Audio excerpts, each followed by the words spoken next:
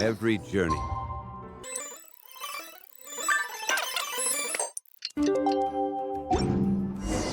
It's time to meet back up with Xiao.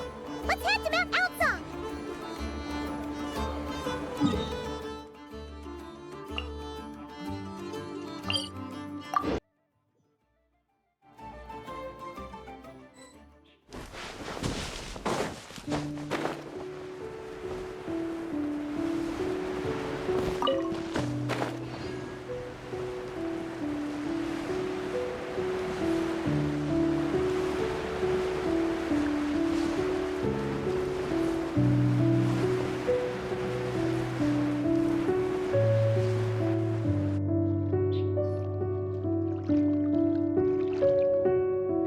Xiao! Cloud Retainer! Madam Ping!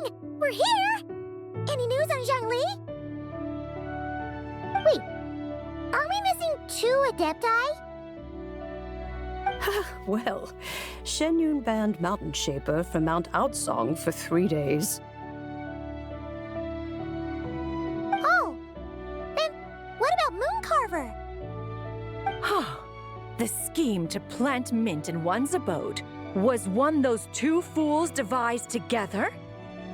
And when it comes to punishment, one does not discriminate. His banishment ends in 3 days as well. Wow! That's pretty harsh, Cloud Retainer.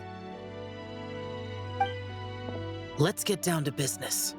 We have news of Rex Lapis. Huh? Isn't that...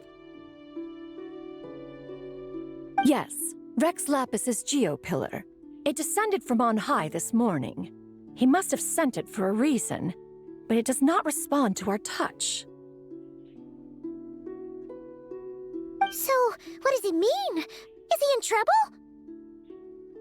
Not necessarily. It could be a message only a specific person is meant to receive.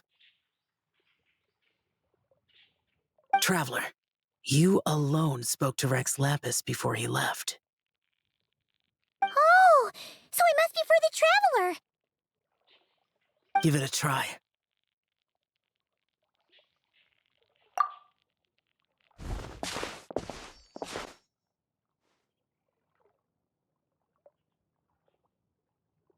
Come to the spring on Mount Qingse. I have left an entrance for you.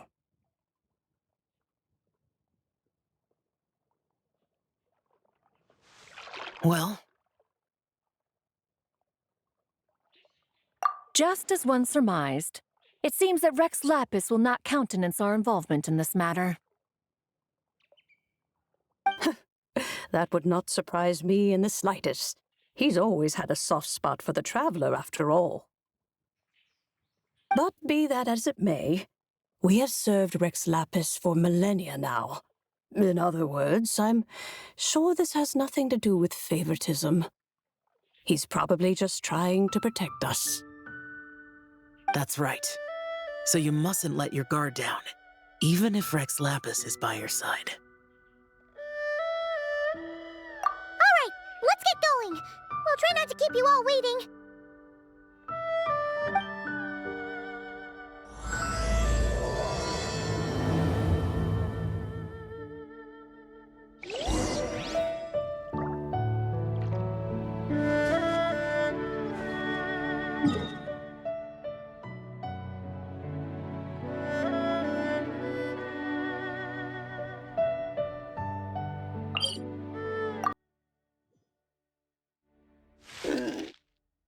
Yeah.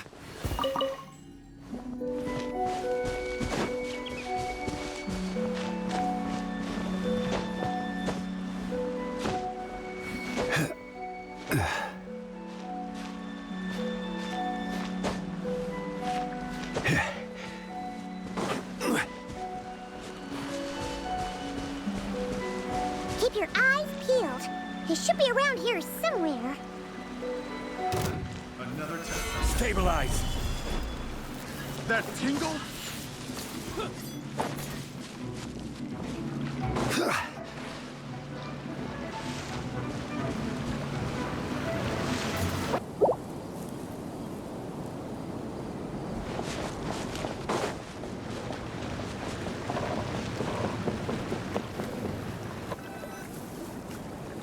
could have imagined that the once mighty Geo Archon might end up so, sitting on a humble stool in the woods, quietly weaving moon lanterns? You really do look like an old man now. This is a Shao lantern, not a moon lantern. In ages past, when the gods waged war and the world was in turmoil, these lanterns were lit to guide fallen warriors back to their homes. Had you tarried in the mortal realm for but a little while longer, you might have become quite accustomed to them. Even so, it bears such a striking resemblance to the moon lanterns they used to offer up to the heavens. Could this truly be mere coincidence? Perhaps in some sense it is, yet in another, it isn't.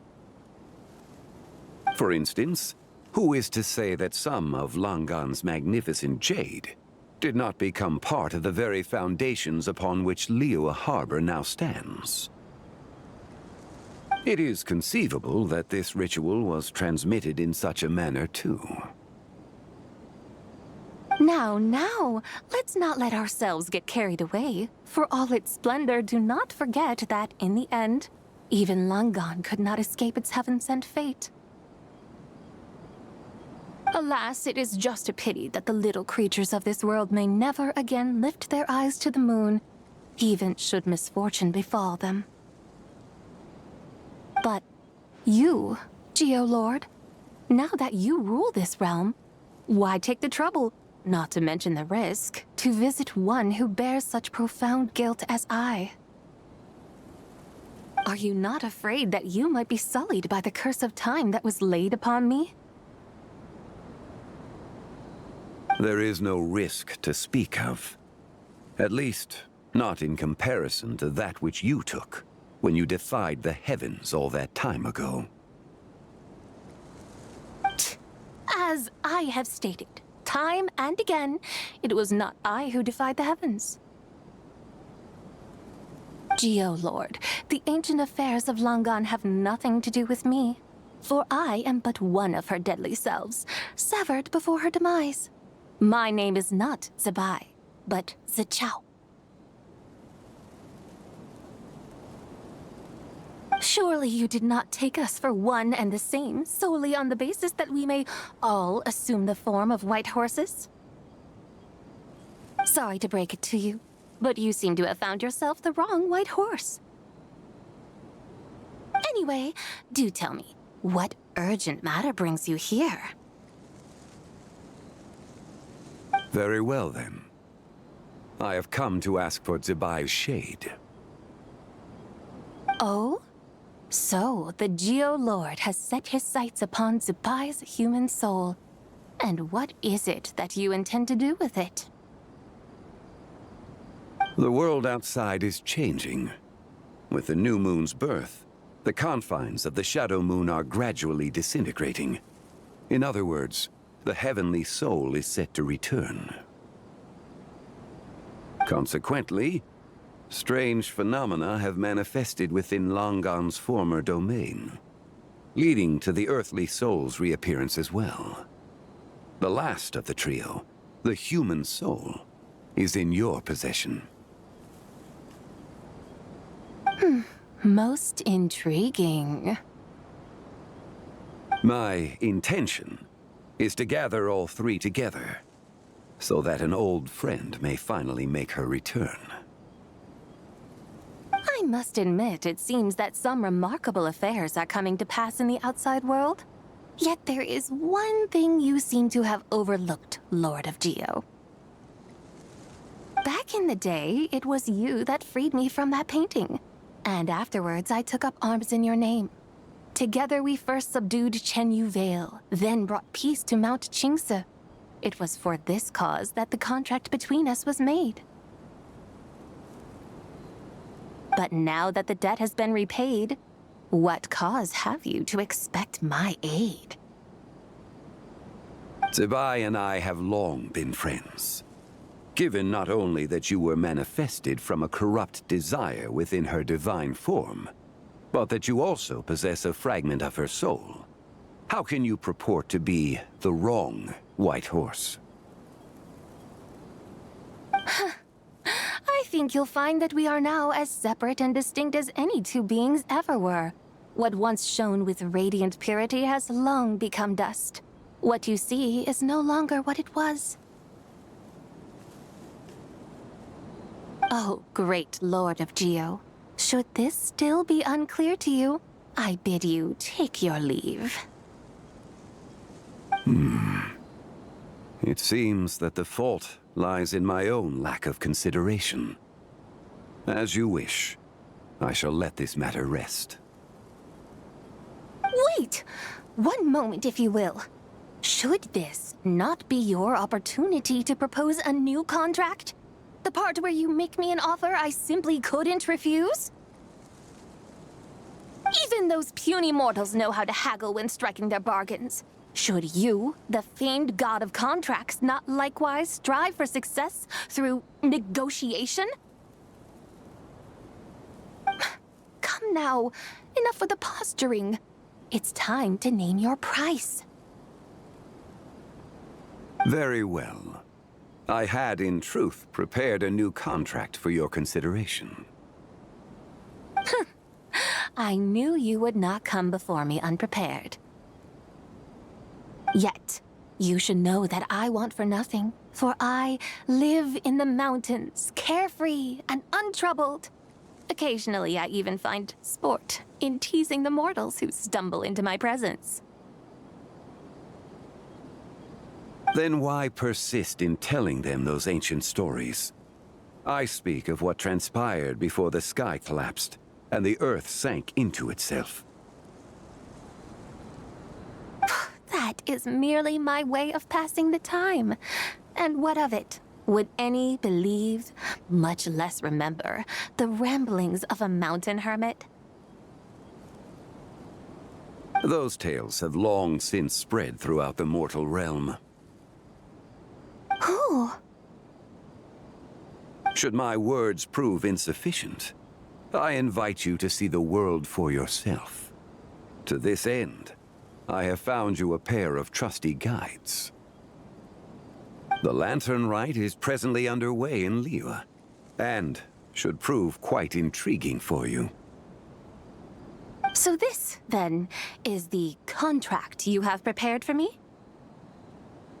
Indeed it is. Think of it as a contract for a one-day festive excursion. Surely you do not hope to offer this in exchange for Tsubai's shade. The foundation of my very existence for a little excursion seems a little steep, wouldn't you say? Why not see for yourself? You can always decide afterwards. The final determination, of course, shall rest with you. Is that so? Then perhaps this deal might not be entirely off the table after all. Where then are these guides of which you speak? Hey, it's Young Lee! Oh, we've been looking for you everywhere. We thought you might have gone missing. You're here. So these are my guides. Well, well. They certainly look the part, I'll give you that. Guides? Oh, you poor innocent little creatures. The benevolent Lord of Geo has sold you to me, which means that for the rest of this day, you belong to me. Sold us to you? Just what have you gotten us into, Zhangli? The situation is not quite as dire as that would sound. I ask only that you accompany my Adeptus friend on a tour of Li Yué. I would suspect that depends on how well you entertain me. Entertain you? Let us start with this Li Yué harbor of which I have heard so much. Nowhere is quite so fascinating as a place teeming with little mortals. How come this Adeptus from what Paimon imagined. Okay, we'll take care of it. Get ready to find out why they call Paimon the best travel guide in all of Tibet. Look! We've arrived at Liyue Harbor. Not only is it Tibet's busiest port, it's also the beating heart of Liyue. So, dear Madam Adeptus, where would you like to go first? With humble fare and wine to sip, in comfort clothed and soul at ease, one eats, and all the heart's ills cease. So we're heading straight for the good stuff? Well, you're in luck, because Paimon's an expert when it comes to food. There are two main cooking styles in Liyue. Li cuisine, which is all about mountain delicacies, and Yue cuisine, which is centered on seafood. The most famous restaurants are Liuli Pavilion and Shinyue Kiosk.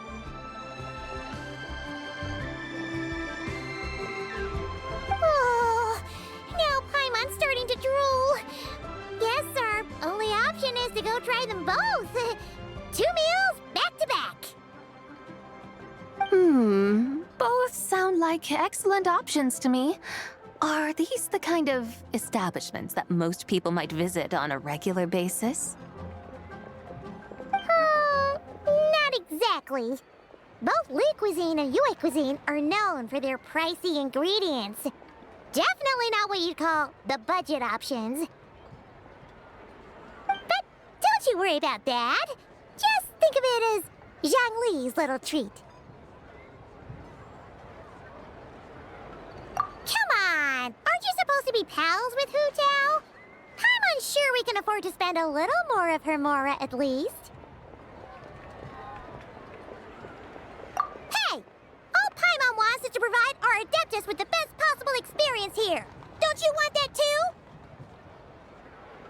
Both certainly sound like worthy choices. Just now, though, I happened to see a porter pass this way. Where might individuals like him go to eat? A hungry porter, huh? Oh! Paimon knows just the place! Yep. Nothing fancy schmancy there. Just tasty dishes made with simple ingredients in a variety of different styles. Most importantly, it's great value for money, too. No wonder everyone loves it, huh? Oh, and the owner happens to be a good friend of ours, too. One mean restaurant. Yes, even the name itself feels lively and down to earth. All right, let's make it our first stop. Yippee! That's a great choice, too. Alrighty, let's head over there right away. Paimon can't wait to dig in. Wamin Restaurant, here we come.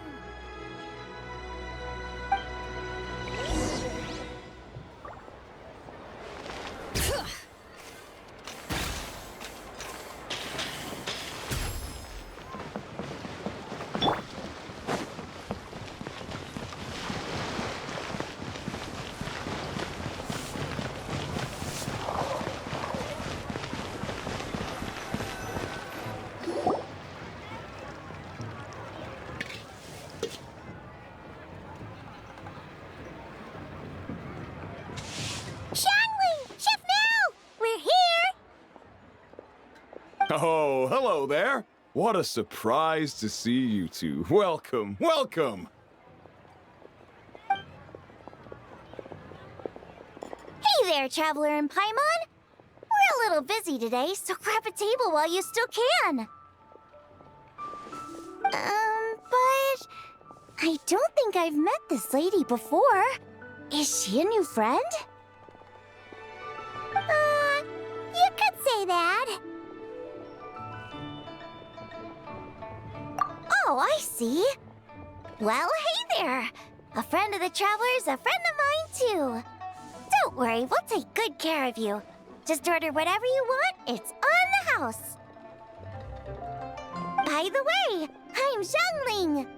I cook here at Wanmin Restaurant. What's your name? Miss Xiangling, have you ever heard of the White Horse Adeptus? Of course. What about her? I am her, and she is me. Huh? You mean you're an Adeptus? Oh, you young'uns crack me up. Come on, Xiangling. You've got to keep up with the times. Haven't you heard of cosplay? It's like a role-playing game where you dress up as famous characters and pretend to be them. Seriously, it's all the rage, and it looks like this young lady is quite the expert. Your friends sure keep their fingers on the pulse, huh, Traveler? Wow, Dad. Didn't know you were so tuned in. But how come I haven't heard about it? You gotta listen to our customers. Didn't I tell you to spend less time chasing after wild vegetables and more time making friends? You're even more out of touch than I am. Hey, I like making friends too. Isn't that what I'm doing right now? Anyway, even if it is just a costume, is it alright if I still call you White Horse Adeptus? Of course it's all right, because that's exactly who I am. Okay. I can see you're really committed to the role. How about I call you the real White Horse Adeptus instead? In that case, you can call Paimon the real traveler. Yeah, right. You could have at least switched outfits. Puny mortals. Nevertheless, I suppose it might be amusing to indulge in your little charade for a while at least. All right, go grab yourselves a table. I'll come take your order in a bit.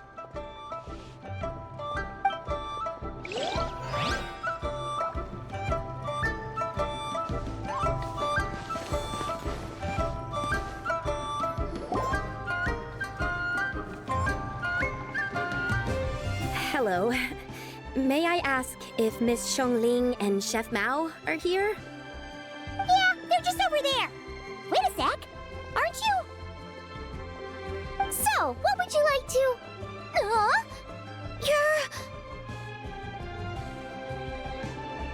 Hello, Miss Xiangling. It's me, Lu Xiangxiang, the one who broke some stuff here at your restaurant a few days ago. I just wanted you to know how sorry I am. I honestly don't know what came over me. Please, please forgive me. Oh, it's you. You really gave me a fright that day, young lady. You didn't actually get food poisoning from our black-back perch stew, right? Come on, Dad. She's come to say sorry. It's all right, Miss Lu. You must have been feeling a bit off that day. You're looking so much better now, though. Why don't you grab a table, too? This one's on the house. No, I couldn't possibly. Hey, it's totally okay. We all feel under the weather sometimes, especially when we're away from home. Go on, find yourself a... yikes. Looks like all the tables are taken. Wanna come sit with us? We've got an extra seat over here. Thanks, guys. So what would you like to eat today? Feel free to order anything you like. I should very much like to sample your renowned poisonous blackback perch stew. It wasn't poisoned. That was all on me. So that's one portion of blackback perch stew. How about you guys? Paimon wants...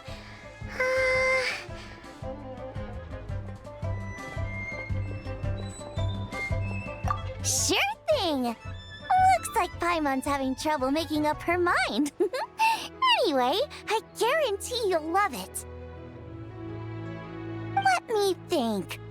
Well, since the blackback perch stew is on the spicier side, I guess it makes sense to balance it out with a serving of stir-fried shrimp. And since it's Lantern Rite season, you better try out the triple-layered consomme and come and get it too! Those are our seasonal specialties. As for the carbs, since we've got a full table, how about some right at home? Along with our special chili mince cornbread buns. Trust me, you won't be disappointed. Then for dessert, I'll whip you up some Lucky Snow Delight. I just came up with it a few days ago, and I can't wait for you to try it. Wow! Sounds like quite the feast! Looks like Paimon's in luck today! Am I the only one who thinks that's way too much? Not at all. Don't worry, I know what I'm doing. And to top it all off, our star dish, Adepta's Temptation. You should know that we don't often serve this here at Wanmin Restaurant. But since this is my first time cooking for the White Horse Adeptus, I'm pulling out all the stops. Okie dokie, just sit back and relax. I'll have your dishes out in no time.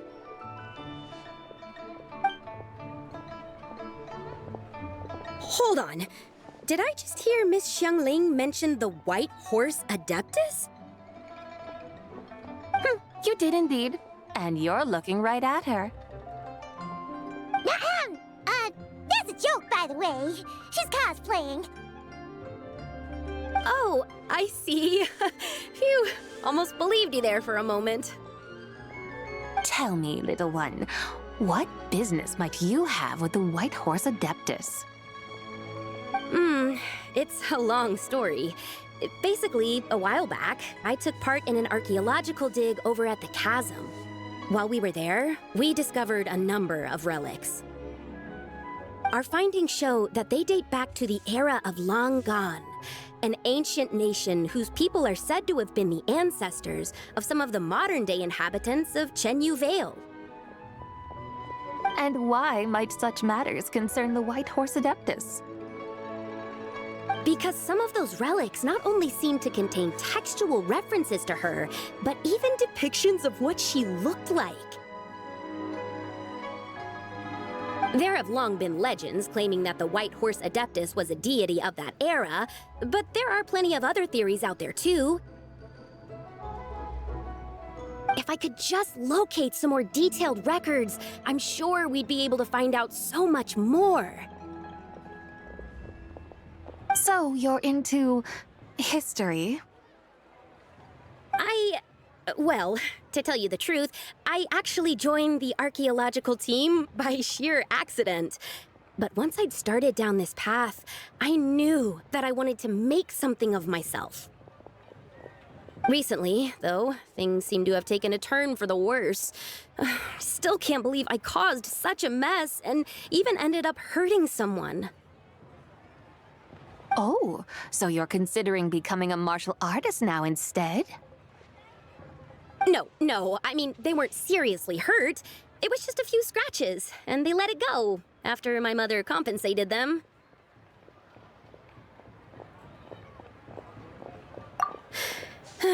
Either way, my career's pretty much over. And even though both the victim and the Ministry of Civil Affairs say they won't be pursuing the matter any further, my father says he's going to punish me according to our family rules. Family rules? Yeah, he's decided to ground me. I'll have to return to Chaoying Village after Lantern Rite, and goodness knows when I'll be allowed to leave again. Wow, that's harsh. Sounds like the kind of thing only rich, super traditional parents would do. We're not exactly rich, though. All we own are a few tea fields in Chaoying Village and a guest house in Li Yué Harbor. A guest house? It isn't Baiju Guest House by any chance? Yep, he's my grandfather. So, you've heard of the guest house before? Small world, huh? Come to think of it, didn't Boss Lou mention something about hoping that the White Horse Adeptus would show up and let her divine power be known? Sure, but Paimon's guessing this wasn't exactly what he had in mind. Little one, it sounds to me that your family is rather well off after all. What then drew you to archaeology? Why subject yourself to such unnecessary hardships? Even if I stayed at home, there's no guarantee I'd lead a nice, easy life. Just look at my father. Recently, my grandfather put him in charge of the guest house, and he came up with a bunch of ideas right away, starting with changing its name. That didn't turn out well, though. My grandfather yelled at him for days, even calling him a bad son, and they still haven't let it go. Oh! Paimon thinks we might have heard about that too. Long story short, being dependent on others is never fun. You just end up being completely under their thumb. That's why I want to make it on my own out here, no matter how hard it is. After all, as the saying goes, to rise above others, one must endure the hardest of hardships. What's so funny about that? You poor, innocent little creatures never fail to amuse me. To think you would endure all manner of hardships in your brief time on this mortal plane, and all that merely to rise above others. I would have thought that the wiser path would be to simply roam this world as I do. Huh? Tell me, what is it that you truly delight in? Archaeology? Martial arts? Tea planting? Or perhaps the keeping of a guest house? What I delight in? Yes! Surely there must be something you don't find quite so exhausting.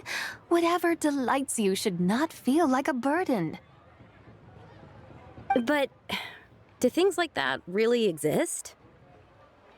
Of course! Take Miss Xiangling, for instance. I defy you to detect even a hint of hardship on her face when she wields her walking spatula. So, since it seems you are resolved to tread the rocky path, you should strive with all your might to pursue that which brings you delight. You mean, like cosplay? I suppose you might say that. Looks like the White Horse Adeptus is really getting into her role. I think I get what you mean then. Maybe I should have a chat with Miss Xiangling before I head home. Okay, everyone. Sorry to keep you waiting. Here's your food. Wow. It all smells so good. Oh, finally! I get to try that famous poisonous stew. Hey! Didn't you hear what Shang said? It wasn't the stew. If anyone's to blame, it's that other you.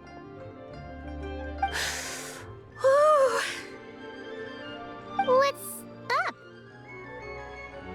How fiercely this mortal fare burns upon the tongue!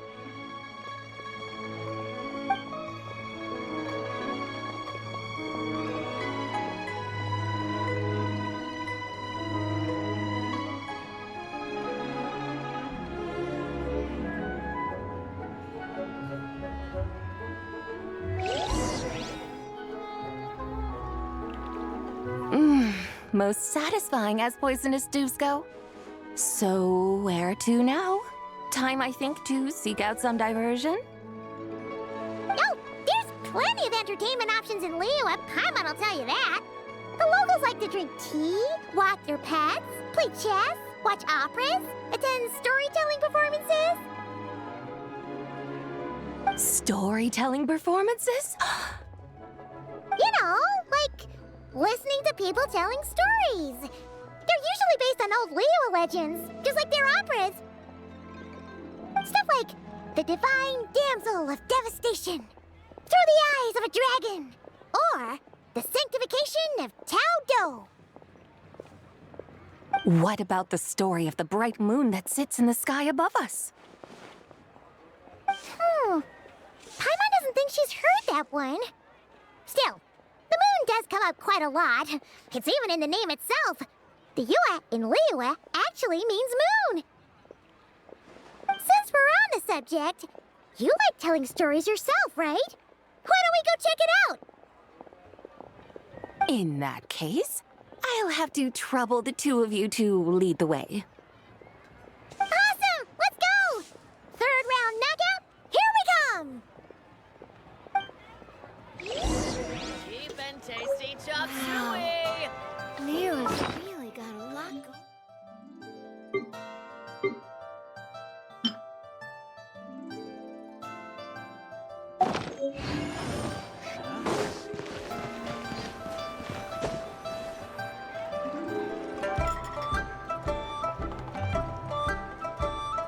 What a tongue twister.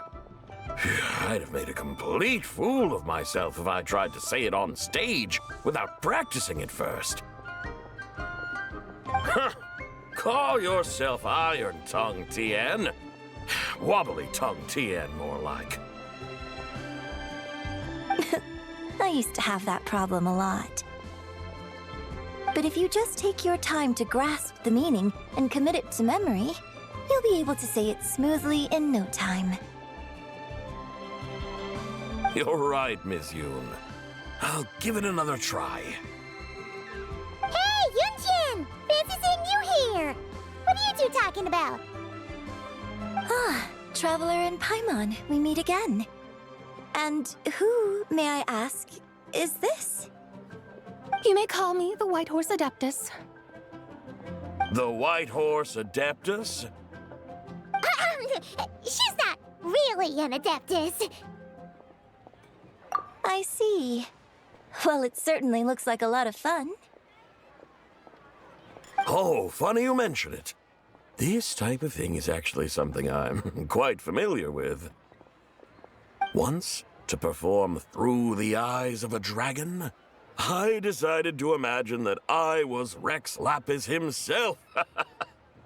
It was the only way to truly inhabit his mindset and understand his resolve to quell those demons.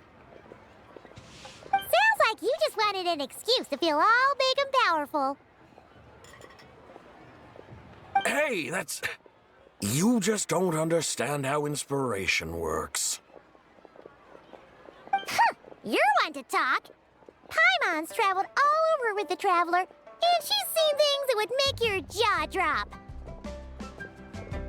All right, then.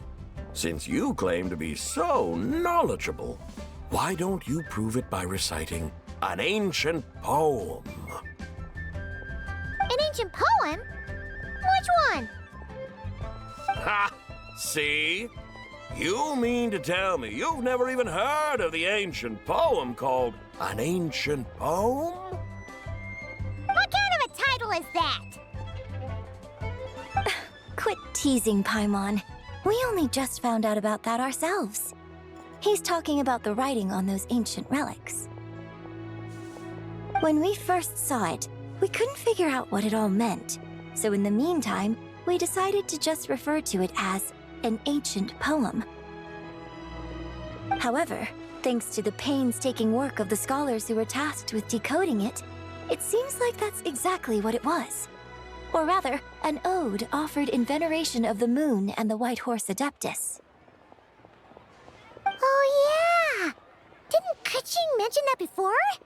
It's got something to do with Longan, right? That is correct. The Ministry of Civil Affairs has issued a notice stating that, although it is true that the moon may disappear tonight, we should be in no danger.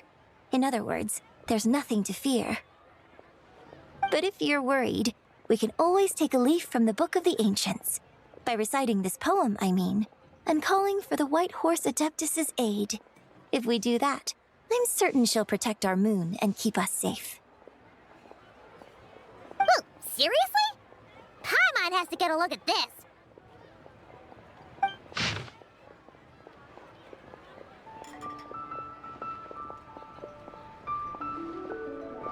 Under moon eternal in radiant night, a maiden grants silk, soft and light? What in Tibet's that supposed to mean?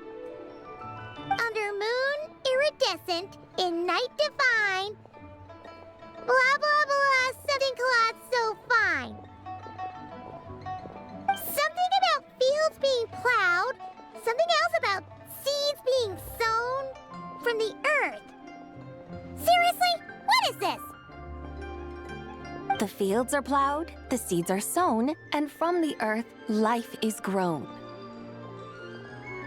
Whoa! You did that without even looking!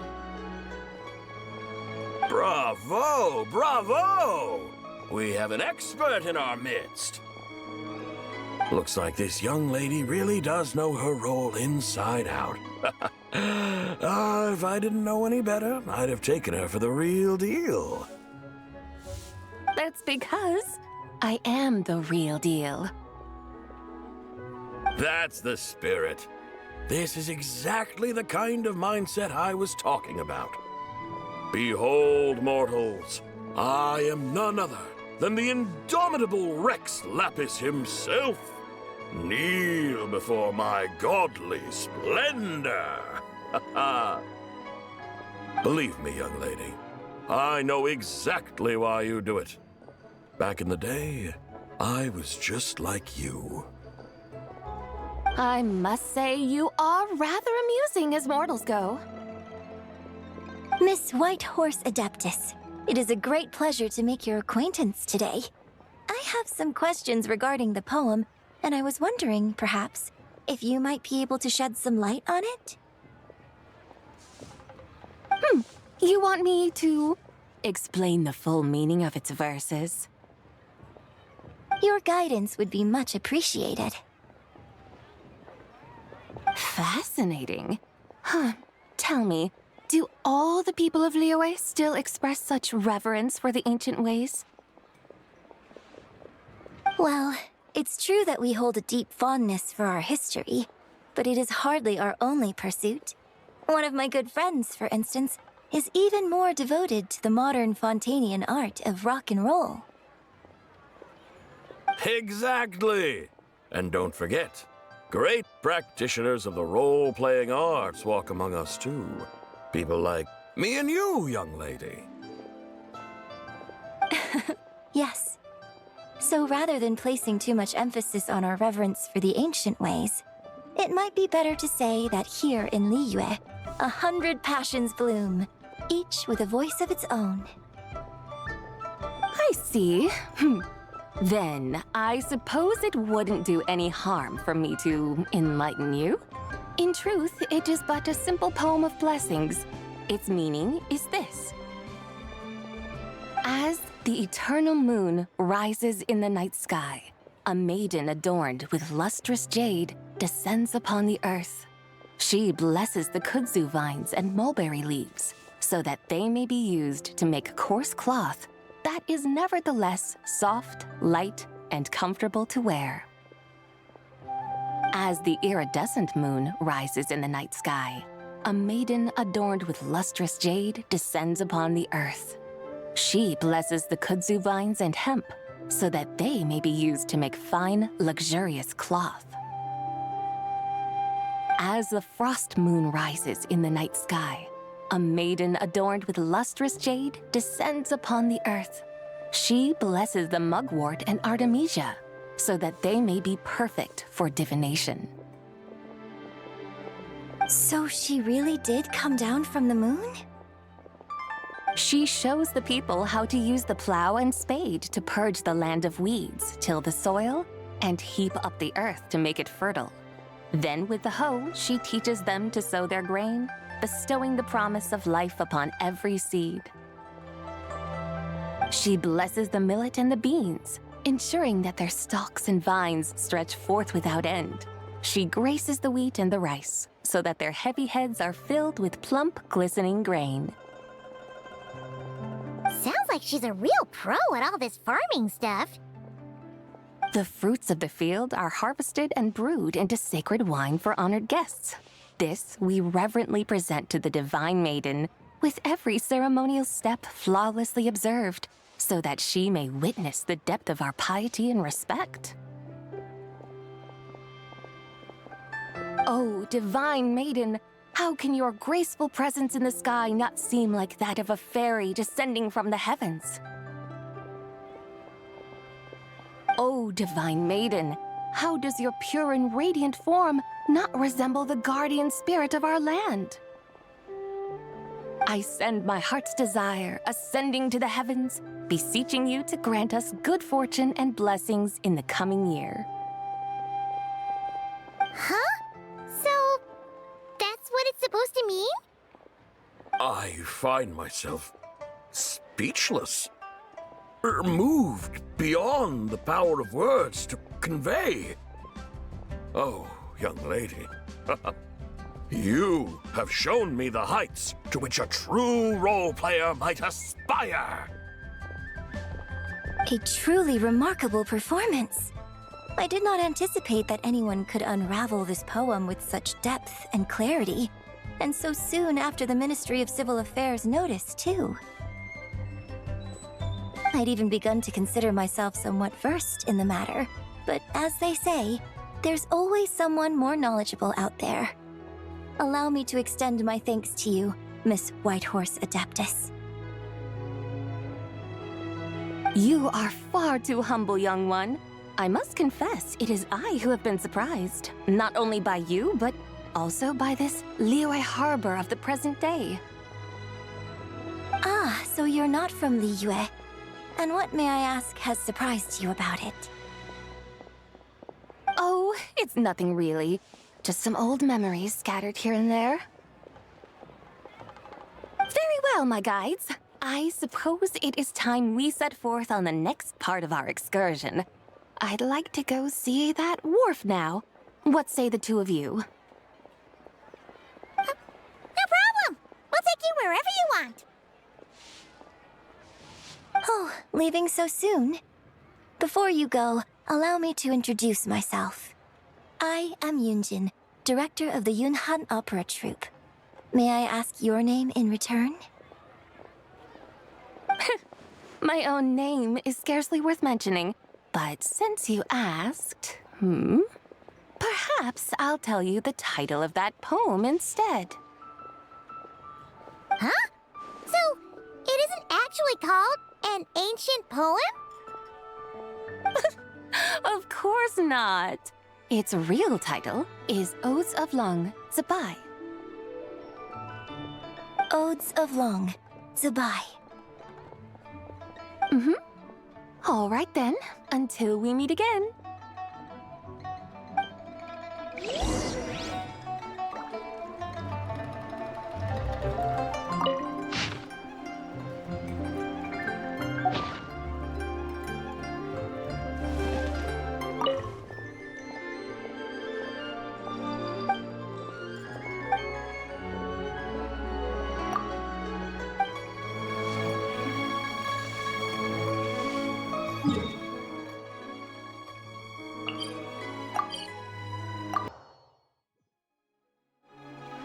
Osmanthus.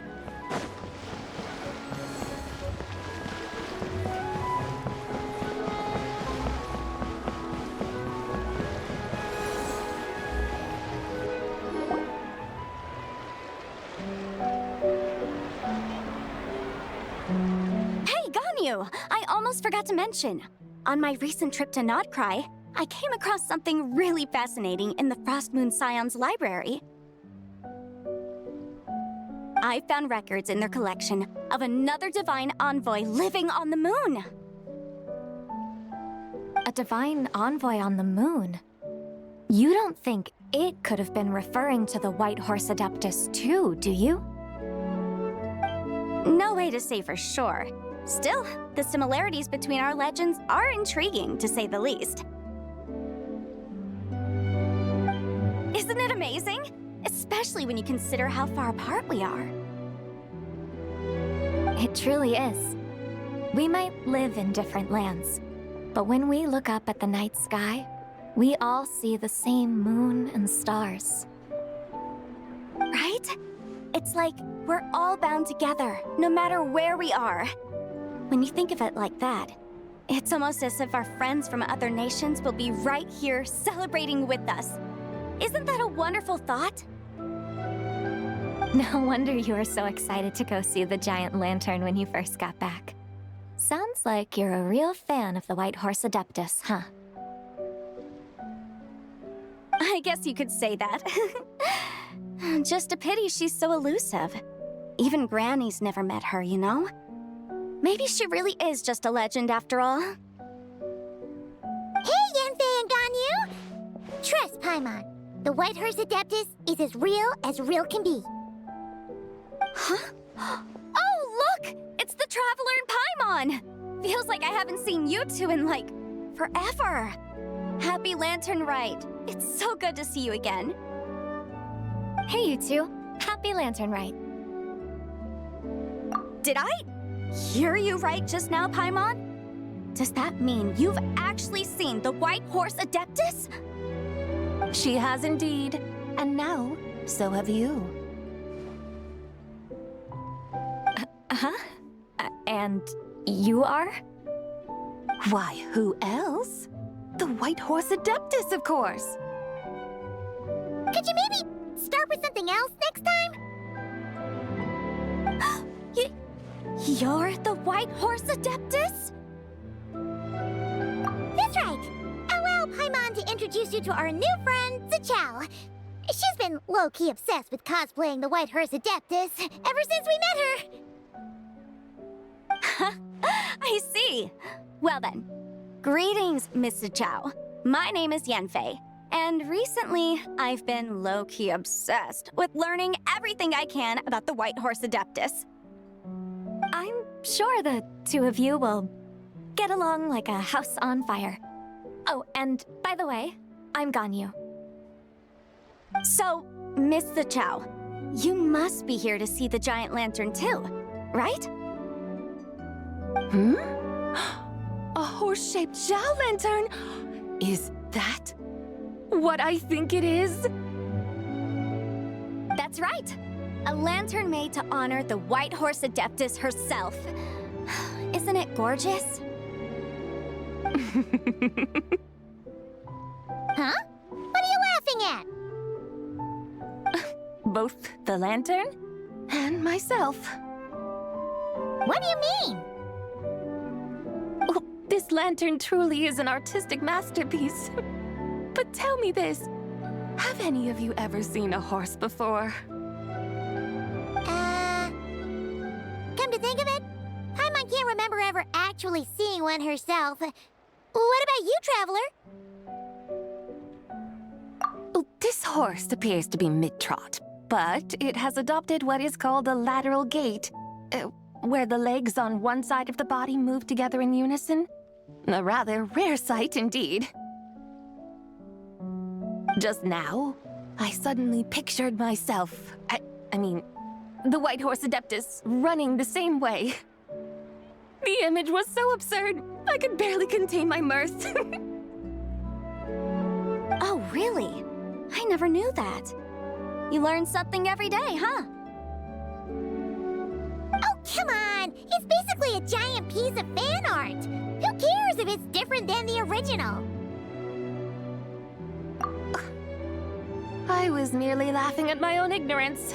I came here thinking that the White Horse Adeptus's tale had been long forgotten. Yet here I am, gazing upon a lantern made in her honor. Well, you couldn't have been more mistaken. There are so many tales about the White Horse Adeptus, I'm starting to lose count. Just off the top of my head... Just so you know, Yanfei, we've heard it all like a million times before. Aha! But there's one thing I can guarantee that you haven't. Huh? You mean like a new chapter of her stories come to light? Mm-hmm. And I heard it from Ganyu just yesterday. Hey, why don't you share it with the others? Sure, no problem. Where to begin? Do you guys still remember what Liyue's Moon Chase Festival is about? Of course! It's a festival held in honor of the stove god. That's right.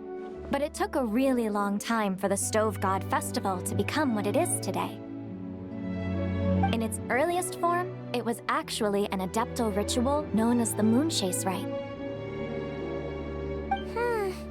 Paimon remembers Madame Ping mentioning that before, but she never explained exactly what it was. According to Cloud Retainer, the Moon Chase Rite was originally a ritual meant for communicating with the moon. Communicating with the moon? But for what purpose?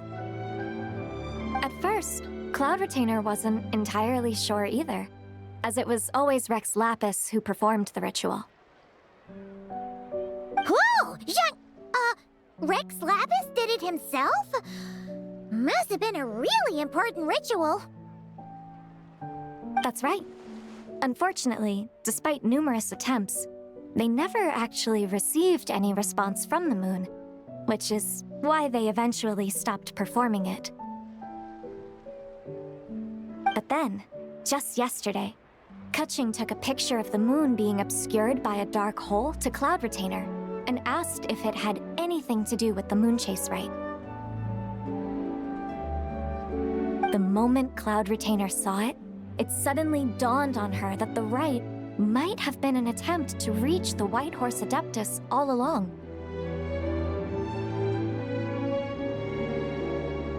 Does that mean Zhongli's been trying to bring back the White Horse Adeptus all this time? So how about that? Bet you never thought there might even be a link between the White Horse Adeptus and the Moon Chase Festival.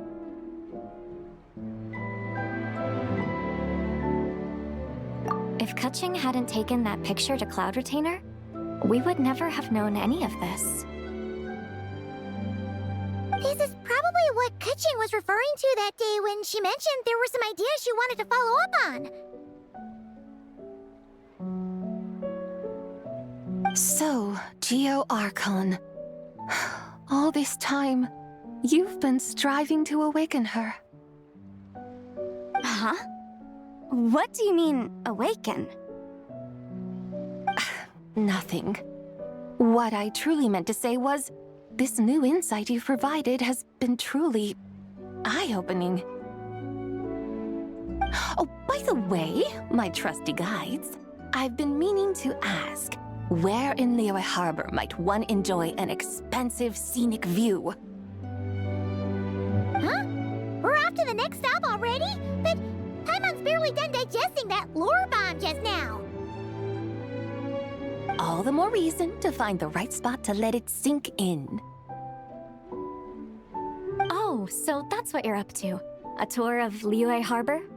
In that case, if you're looking for a spot with a panoramic view, I'd recommend Yujing Terrace. That's a great idea.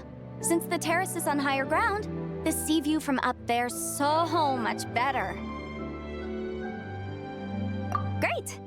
Well, the lantern rite's about to start, so we should get back to Granny's now. Hope to see you all at the festival tonight.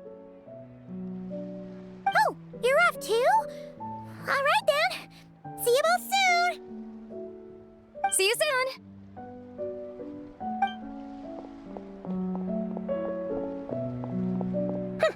Very well, my guides. What are we waiting for? Okay, you're the boss. Yujing Terrace it is. After all, the customer's always right. Something else you needed to do? Oh, Paimon likes that idea. And what, may I ask, is a photo? It's this awesome invention that lets you record moments in the blink of an eye. Except, you've gotta try not to actually blink. Oh? What must I do in preparation, then? Nothing. All you gotta do is choose a pose. The Traveler will handle everything else.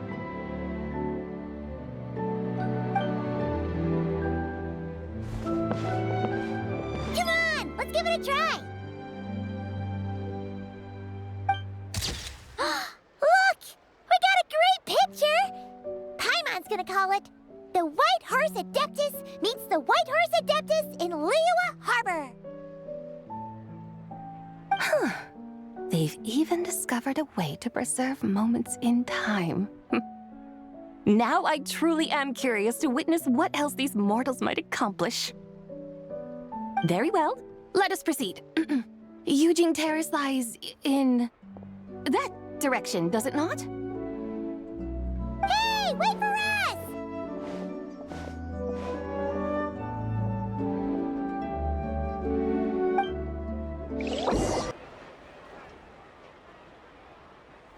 Truly, a marvelous view if ever there was one.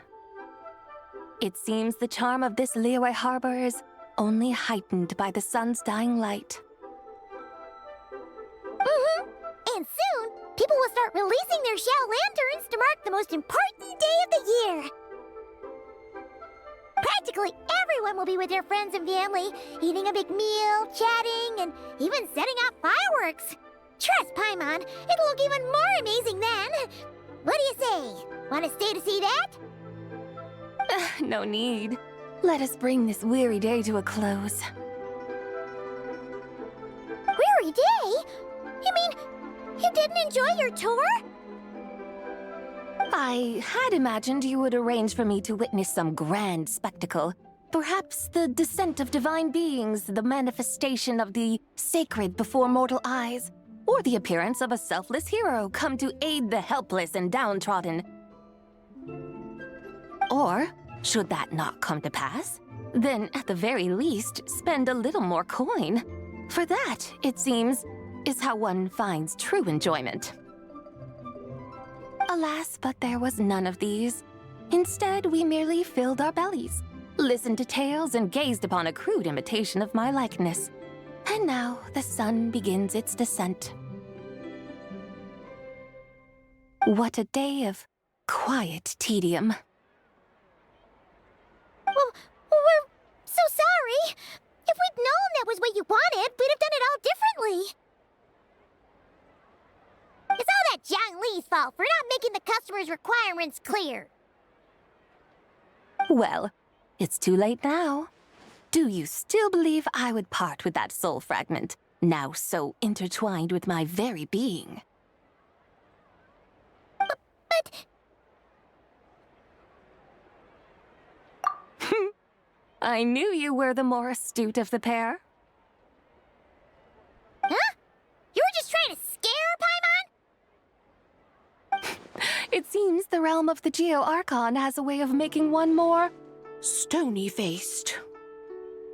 So, you were just pulling Paimon's leg? Of course.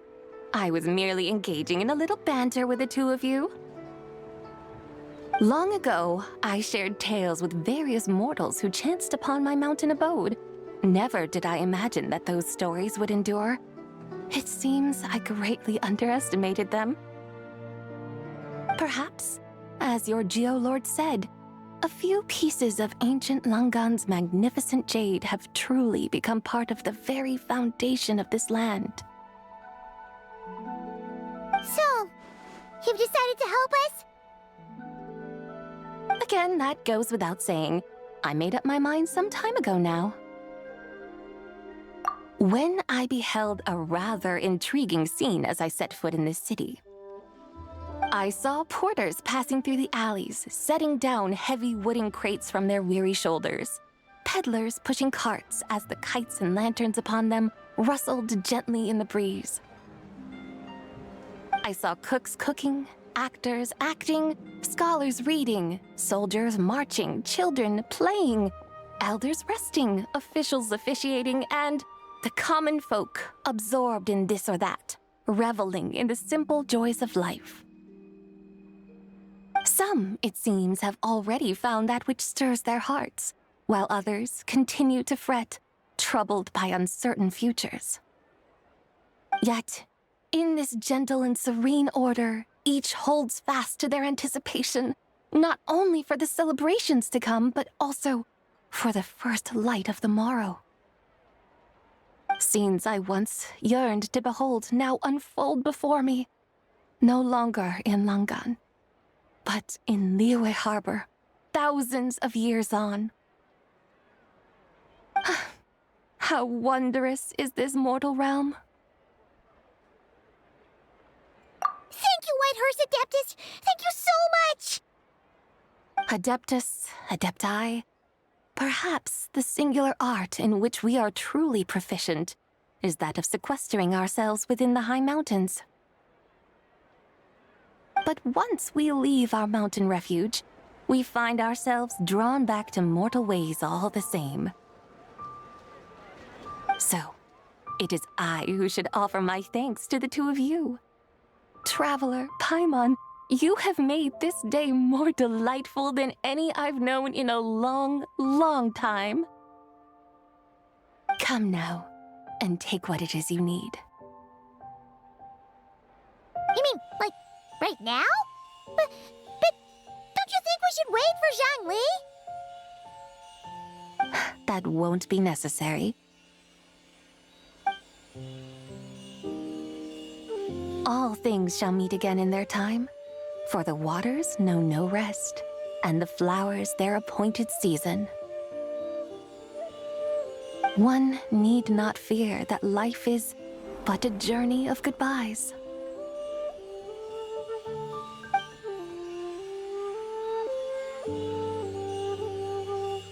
Is she gone?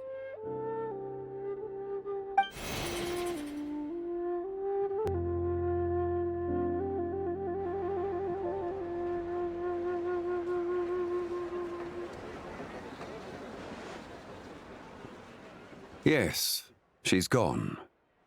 A deadly self is formed from the body's impure vapors, so naturally it cannot survive long in this world. Had it not been sustained by the remnant of Zibai's soul, it would have faded away a long time past. Now that the remnant is gone, it has severed its ties to the mortal world. Zhangli! When did you get here? A while ago. Paimon would have thought you'd at least want to say goodbye. Though mountains endure, the ceaseless waters will, at last, wear away their sharp edges. Thus must I meet the marks wrought upon her by the ruler of time with great caution.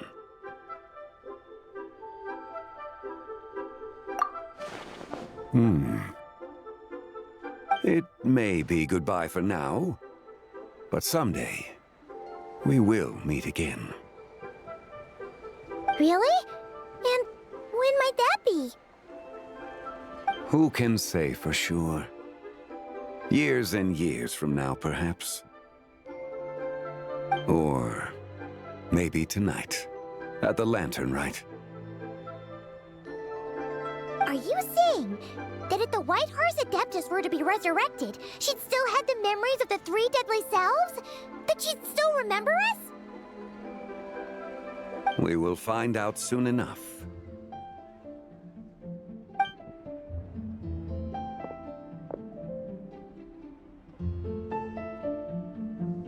It is time. The rite is about to begin.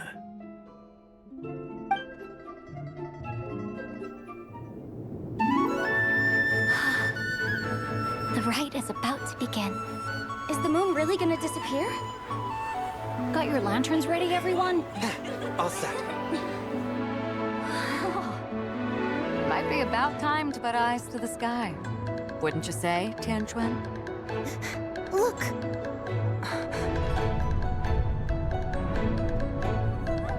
When the sun's out, eat the sun. When the moon's out, eat the moon. Whoa, is this the lunar eclipse? Under moon eternal, in radiant night, a maiden grants silk, soft and light. Under moon iridescent, in night divine, a maiden grants fiber for cloth so fine. Under moon of frost, in night so great, a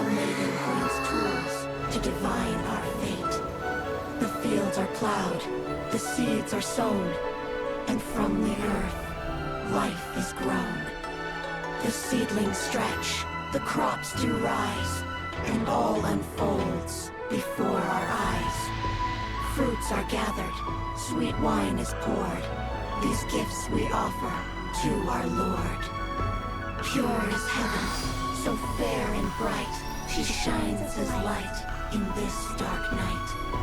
And with her does this, wish take flight.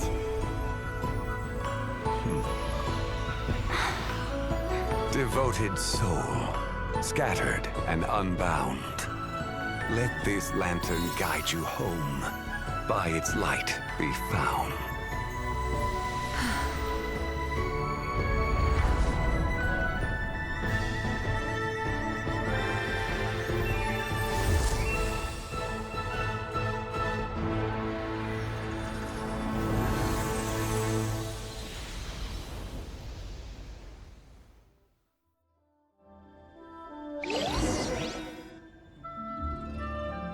Did we do it? Do we finally get to meet the real white horse Adeptus?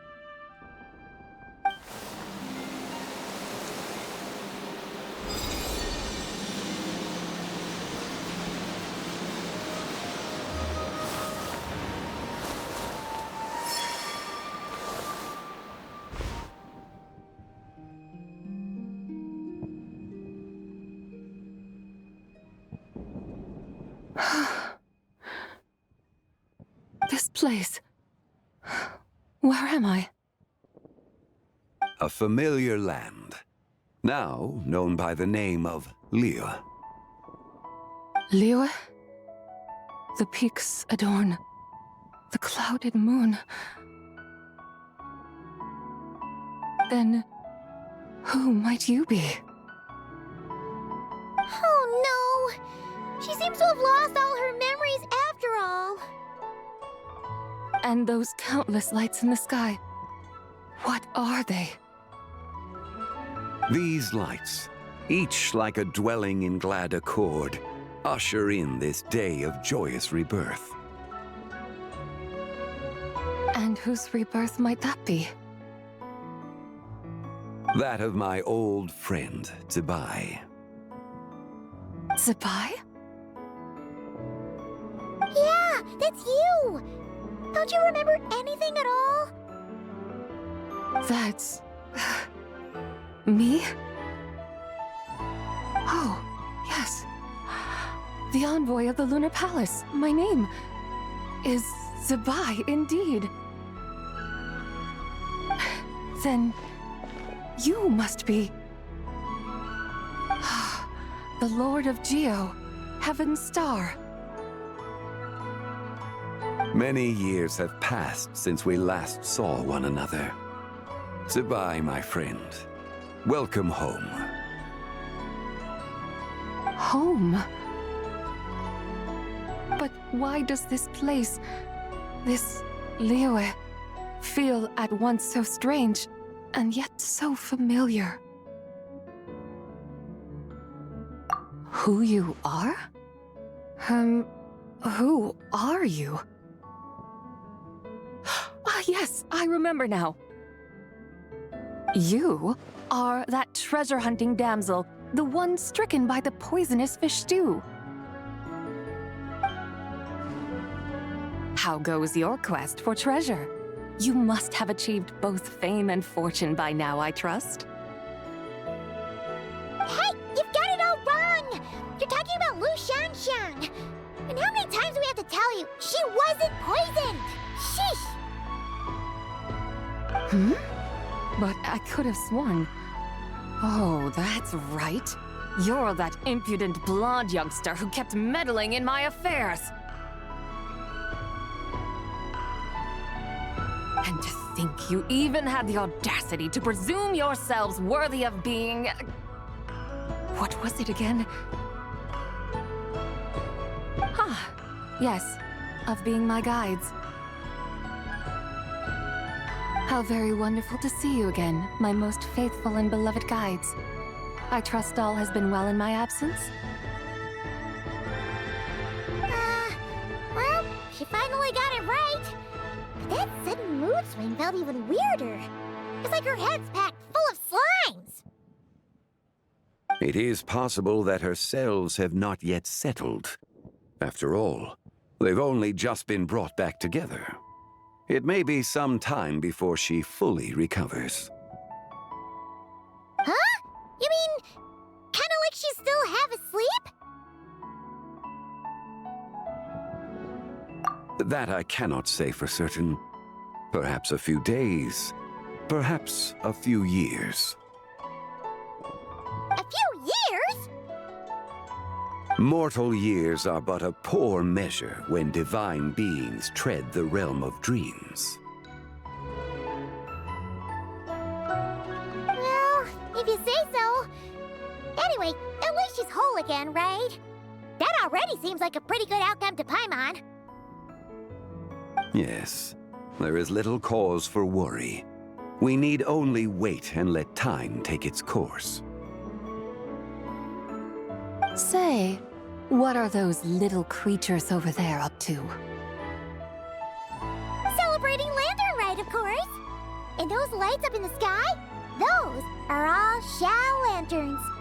This year, each and every one of them carries a little wish inside. Lantern Rite. Then, may I join in too? Of course! Why else do you think we've been running around like headless chickens these past few days? Tell you what, Traveler, why don't we take the White Horse Adeptus out to celebrate? Who knows? Maybe seeing some familiar faces might help her find her feet? Hey, Zhongli! You've got some time on your hands now, right? Why don't you come along with us? By no means a bad idea, Paimon. Oh, and Sabai, before Paimon forgets, when we meet the others later, remember to wish them a happy Lantern Rite. Happy, Lantern Rite? Happy Lantern Rite! Yes, Happy Lantern Rite indeed. Well then, let's go!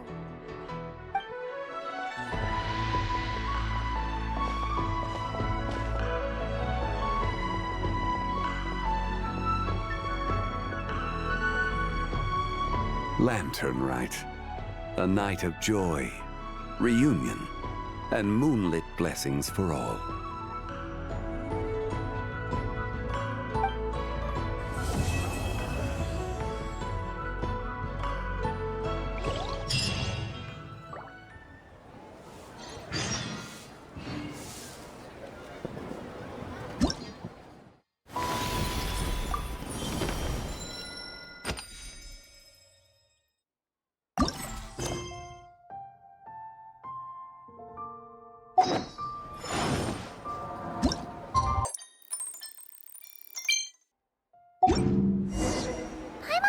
How the White Horse Adeptus is getting along. Maybe we should check in on her? We could ask Zhongli where she is.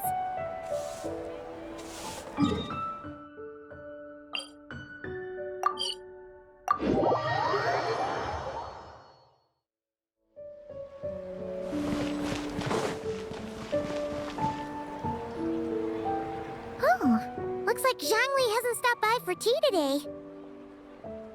Hey! Are you two looking for your friend? Try going up that way. Is Zhongli up that way? No, but that young lady who was dressed up as the White Horse Adeptus the other day is. She's your friend, right? I just saw her head toward Wanmin Restaurant. I was wondering why she was eating alone. But then you two showed up hot on her heels. What luck! We were just on our way to find her. But what's she doing at Wanmin Restaurant? I have no idea. I said hello, but she completely ignored me. She couldn't have forgotten who I am, right? I mean, we're kindred spirits, aren't we? Maybe she's still half asleep. mine might be a little fuzzy. Oh, that makes sense. I was wondering why her eyes were so red. Her eyes were red? Oh, that doesn't sound good. You young people, staying up all night because you think you're invincible? Look at your friend.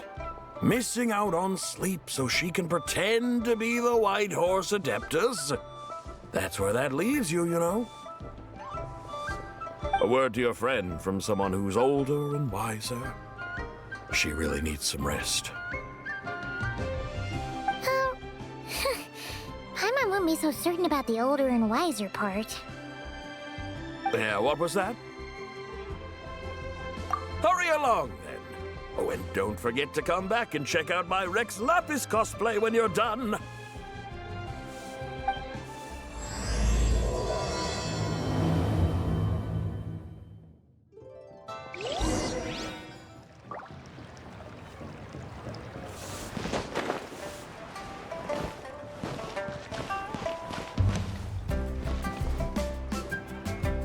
Where's the proprietor? Come out and see me at once!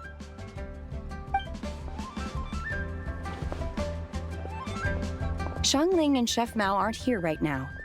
What can I help you with? And who might you be?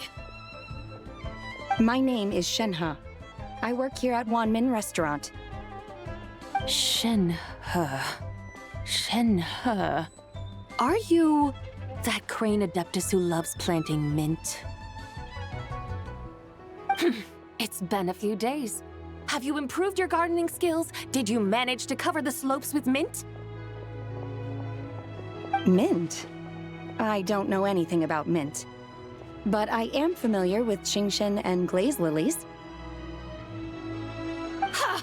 Already casting mint from your mind. How can a practitioner of self-cultivation be so fickle, chasing after every new plant that catches their eye? I'm not sure I get what you mean. Are you delirious from hunger? Would you like something to eat? Shenhe! White Horse Zabai! So this is where everyone is! Traveler, Paimon. It's been a long time. Happy Lantern Rite. Is this customer a friend of yours? Don't mind her, Shenhe. She's just a little cranky because, she didn't sleep well last night and she's only just woken up. Look how red her eyes are. I see. In that case, Miss Zabai, I have a tonic here infused with Qingshen. It's cool and soothing when applied to the eyes. Would you like to try a few drops? Stop right there! Who are you two noisy children? Hey! Have you forgotten about us already? Guides. Yes, I seem to recall something about some guides. Ah, yes, now I remember. What luck! I was just looking for someone to show me the way to Elong Wharf. Huh! Is she starting to come around? Someone requested my help in purchasing some tea leaves. I was informed they have discounted prices during the festival and that I shall get a good deal there. Tea leaves? This sounds like Zhang Li's doing. He sure knows how to get people running errands for him. Your friend Rex Zhongli initially requested the most expensive tea, but then a young lady in a hexagram hat mentioned he'd burned through the Wangsheng funeral parlor's yearly expenses at an exhibition a few days ago. As such, he is only permitted to buy items that are discounted this month. Oh, that's his boss, Hu Tao. It's about time she realized the problem and put a stop to his spending sprees. Oh, I see. So that's why you're here. Unfortunately, Wanmin Restaurant doesn't sell tea leaves. If you're truly in need, I could gather some wild tea from the mountain slopes. You don't sell tea leaves? But I remember your boss, Miss Lu, saying that she owns tea fields. You really should get some rest. The person you're talking about isn't the boss of Wanmin Restaurant. She's just like you. She came here to eat. Is that so? Life really is full of surprises. What surprises? Your brain really is as gooey as a pack of slimes. I can't believe Zhongli entrusted you with going all the way to Yilong Wharf and buying tea. That would be excellent, my dutiful guides. Yes, Miss Crane. I apologize profusely for my improper behavior just now. Please forgive me. I completely understand.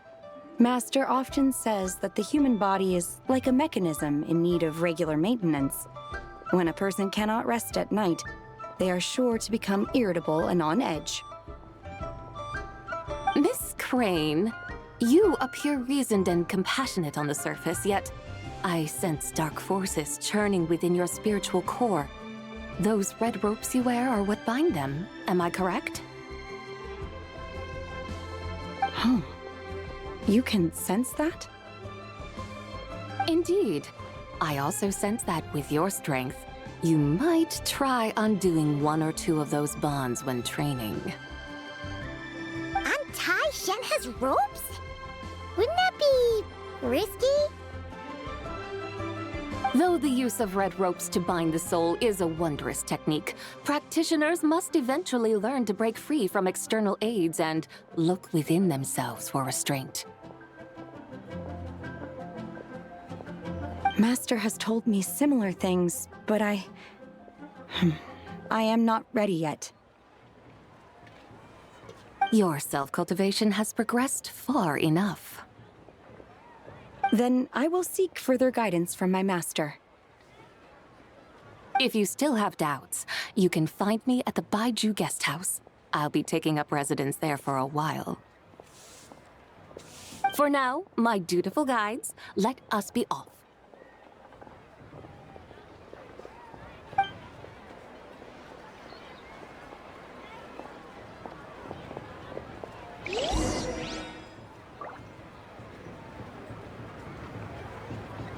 Wow. Nero's really got a lot going for it.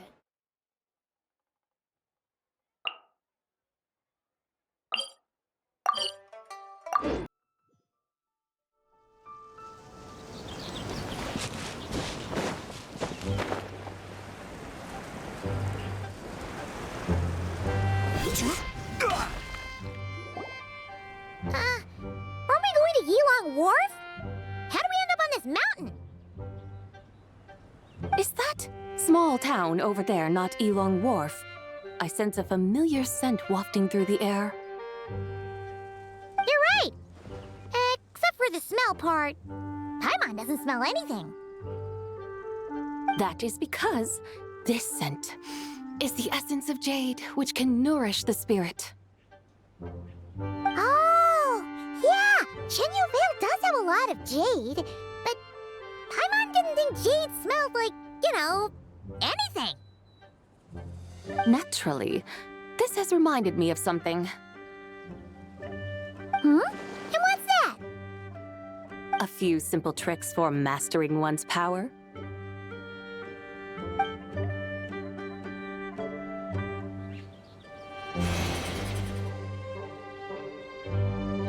What is that thing? I'm sure you've been to Yilong Wharf many times before, but I wonder if you've done so while cruising through the air. You've been such dutiful, dedicated guides, so allow me to offer this fresh experience as recompense. Please step in.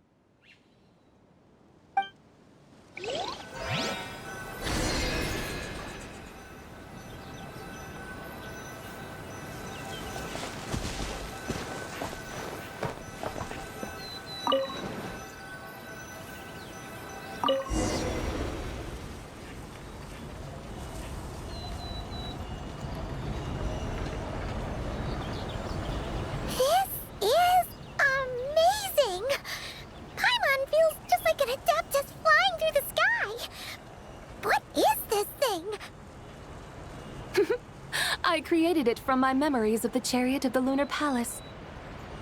Many years have passed since I last laid eyes upon it, so there may be some discrepancies. Nonetheless, it is functionally much the same. A lunar chariot? Wow! Paimon never imagined she'd get to ride in one! So, Sabai, does that mean you used to work on the moon? Work. That's an interesting way to phrase it, though I suppose you are correct. I was once an angel, a member of a race tasked with guiding humanity. Then, graced by serendipity, I became a moon envoy. Huh? What's a moon envoy? Some kind of super important angel? As you would understand it, a moon envoy is a job title. Any angel, or non-angel, can become a moon envoy. Does that mean you're not the only one? Of course not. Though my memories are still hazy, I vaguely remember some of my colleagues. There was one who liked to take on the form of an ibis. An ibis? Could it be... Can all moon envoys turn into animals? Does that mean Rauma could take that job? She can turn into a deer, and moon chanters are some sort of Luna envoy anyway, right? Moon chanter? I have no idea what those are. Oh, okay then.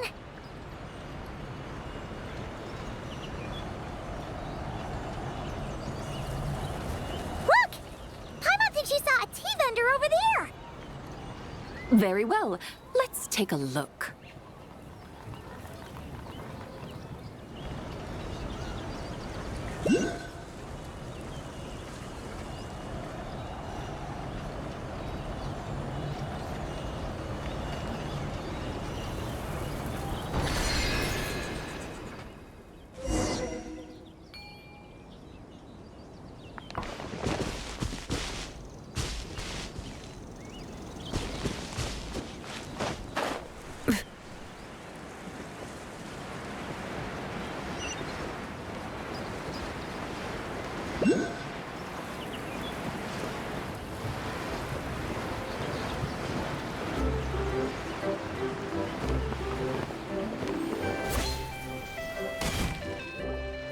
Welcome, please have a look around. We only sell teas of the finest quality sourced directly from Chaoying Village. Right now we're offering a special discount for Lantern Rite. Look over there! Discounted tea!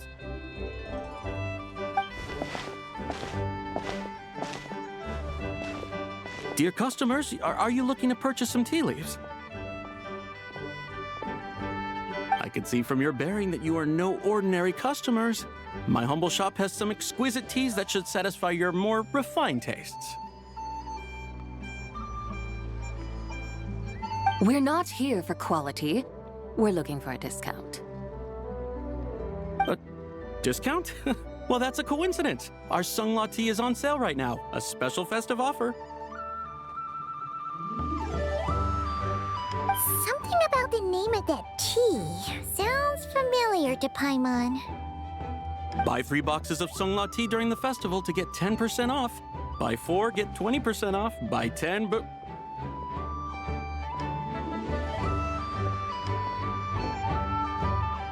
That's right! 10 boxes at half price. Have you been to our shop before by any chance?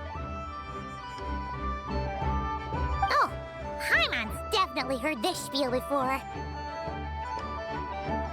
3, 4, 10, 10, 20, 50. Sabai, what are you muttering about? When purchasing 3, 4, or 10 boxes, the corresponding discounts are 10, 20, and 50%. The intervals between the two sets of numbers are 1 and 6, and 10 and 30. Look! Her eyes turned blue! That's gotta be a first.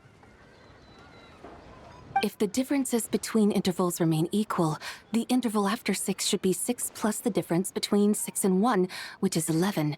Similarly, after 30, the next interval should be 50.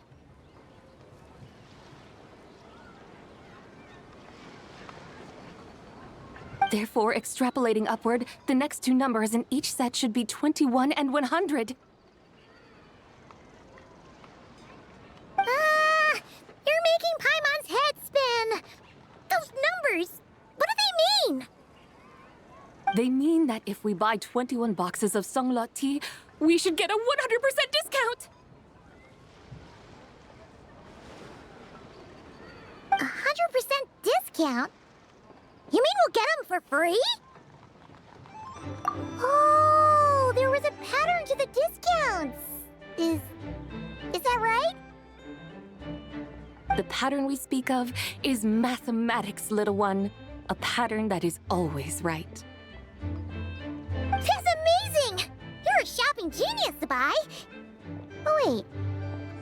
Something feels off here. I had no idea our shop's discounts were tied to the laws of nature. I've learned so much from you, dear customer. No need to thank me. Now, please give us our 21 boxes of free tea. Wait! What's the matter? Paimon just realized what it is that's not right. It took you long enough. We got the short end of the stick! Think about it. If we don't have to pay when buying 21 boxes, then if we buy even more, the vendor should be paying us money instead, right? Huh? Hey, Zibai, work this one out. If we buy 100 boxes, we'd make loads of money, wouldn't we? It stands to reason. Wait a moment, dear customers. Don't you think you're haggling a little too hard? You are the one dictating the discounts. We're simply extrapolating the numerical patterns within. As such, we are hardly haggling. You have a point. However, that's right. I'm so sorry. I just remembered. My supplier didn't come today, so we don't have any tea after all. Such a shame. Terribly sorry about this. Awful, awful luck. Where can we find your supplier? Well... Not to fret. We'll save you the effort and go straight to the source ourselves. Well, you see, dear client, the supplier's discount isn't as generous as ours. You won't be able to get the same price from them. Huh? Does that mean they won't pay us for taking their tea? They might not even offer you a 100% discount. How very unfortunate. Nevertheless, as the original supplier, they must offer some sort of discount. Besides, we're not looking to make money. We just want a good deal. Well, that's great. My suppliers are all tea farmers from Chaoying Village. You can go ask around the village, but please don't say I sent you. Do not worry, we appreciate your generosity. Referring customers to your business partners, even choosing to remain anonymous, the demeanor of a true gentleman indeed. Your business will surely prosper. I hope you're right. Then let us head to Chaoying Village.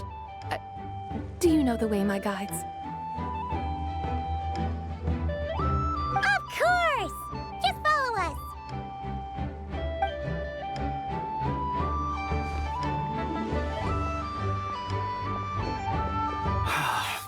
What otherworldly beings were those?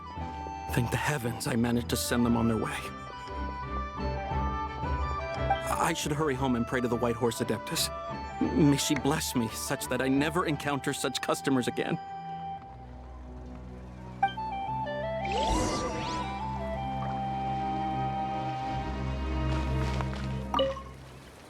I should hurry home and pray to the White Horse Adeptus. May she...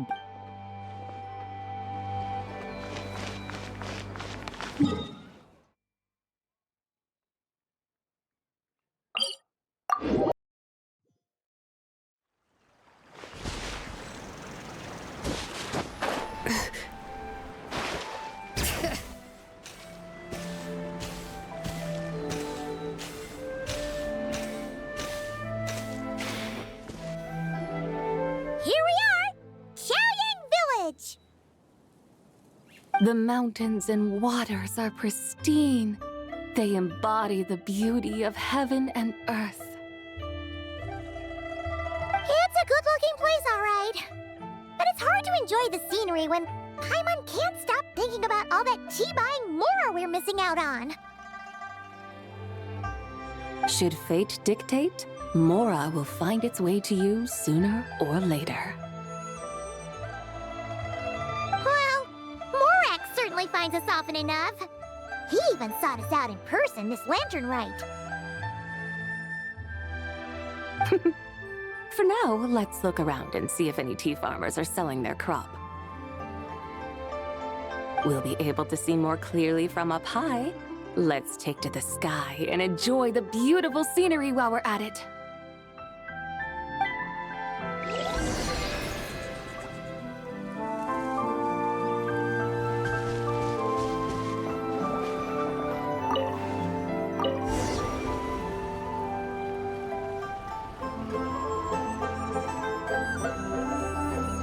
Wow! Chaoying Village looks beautiful from up here. Indeed, the houses here are quite different from those in Liyue Harbor. They follow the natural contours of the mountains, forming unique, elegant structures. Yeah, it's super beautiful. The white walls and dark tiles frame the emerald waves of the terraced fields, while the curved eaves and tall gateways juxtapose each other with grace. It's almost too beautiful to be true. The crowing of roosters and barking of dogs, the calls of farmers working the fields, a vibrant pastoral chorus overflowing with earthly vitality. Yeah, it's incredibly beautiful, huh? Have you studied the linguistic arts by some chance? Huh? Your vocabulary for beauty seems rather constrained. Paimon knows how to say pretty as well.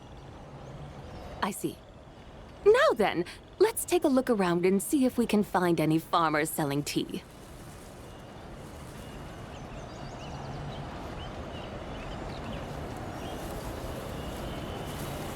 Look! There's someone in that tea field! And they look kind of familiar. Wait, is that Lu Shengxiang? And who is that? Oh, you'll remember her once you see her up close.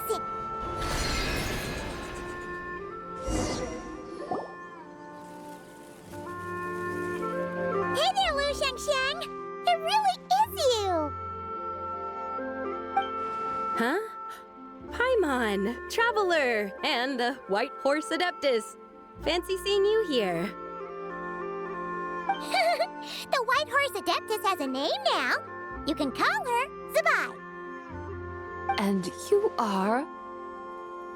Wait. I remember now, you're... Don't say anything about food poisoning or fish. You're the young lady who wanted to rise above the rest, are you not? Yes, that's me, but I'm in a bit of a state right now. At best, I can say I've fallen below them. Fallen below them? What happened? Like I said the last time we met, I'm being punished according to family rules. My father, mother, grandfather, grandmother, other grandfather, other grandmother. Oh, that's a lot of family members. Yeah, and on the night of Lantern Rite, they held a family meeting to discuss my situation. So, they do care about you. There's no doubt they care. But they think that since I caused all that trouble in Liyue Harbor, it shows I can't be trusted on my own. They decided to ground me. Ground you? Yeah, though they're not confining me to my room. Instead, I have to personally nurture a tea seedling until it grows big enough to be sold at market. Aw, a tiny little tea baby. Do they want you to experience what it's like to be a parent? It's supposed to cultivate my character and temperament. They say this will help me calm down and reflect on my issues. What happened in Liyue Harbor really wasn't your fault. Oh well, at least this punishment doesn't sound too harsh. So, how long will it take for the little tea baby to grow? Actually, I don't know. I've never grown a tea tree before. It usually takes 2 or 3 years. 2 or 3 years? Yes, the tea in this garden requires 2 or 3 years to mature. That long? Sabai, you're not making this up, are you? How do you know so much about growing tea? When the plants thrive and grow, that is the meaning of my name. I can tell at a glance when their season of ripening will come. Do I really have to waste 2 or 3 years here? Why is this happening to me? I'd only just found my direction in life.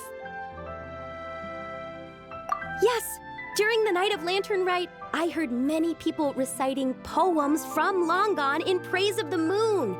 In that moment, I suddenly felt a great sense of pride.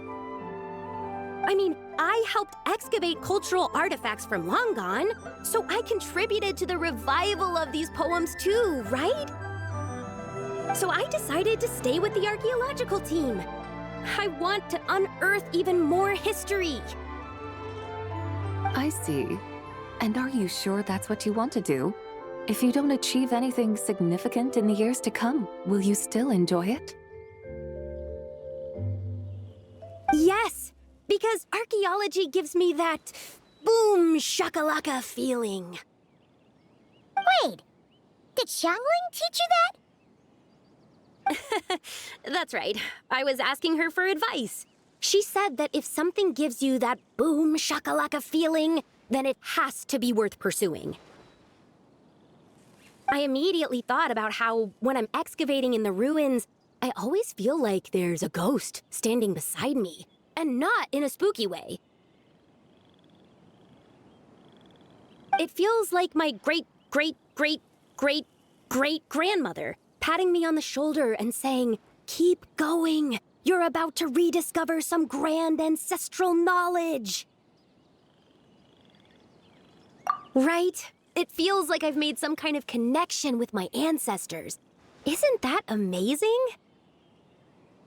Since you've made up your mind, you should give it your all. And I'd love to, but I'm still grounded. Run away, summon up a little boom shakalaka, and leave the tea garden behind. Flee this village. That might be going a bit far. You don't want to lead others astray, Sabai. Yeah! Tell them about your great-great-great-great-great-grandmother. She must be the most super-duper ancestor to have ever risen above the rest, right? I'd be better off telling them about the White Horse Adeptus. After all, she's the supreme riser above the rest who saved my great-great-great-great-great-grandmother. Then it's settled. Tell your family that your decision has my blessing. Thank you, Tsubai, but I don't think cosplay is going to work on them. They won't listen. They don't need to listen. You need only follow the rules they've set out for you. What do you mean? As I'm sure you know, some ancient texts refer to the White Horse Adeptus as the Daughter of Time. My family history contains such records, but what of it? If the White Horse Adeptus were to manipulate time to make your tea seedling grow overnight, then you'd be free, correct? Is that how it works? If the White Horse Adeptus were to really get involved, my grandfather would let me leave right away. But who really believes that she'd show up and help? It's not as if you have any other options. Why not try calling out for help? It won't cost you any more. Guess I might as well. I've got no better ideas anyway. White Horse Adeptus, if you can hear me, please save me from my predicament.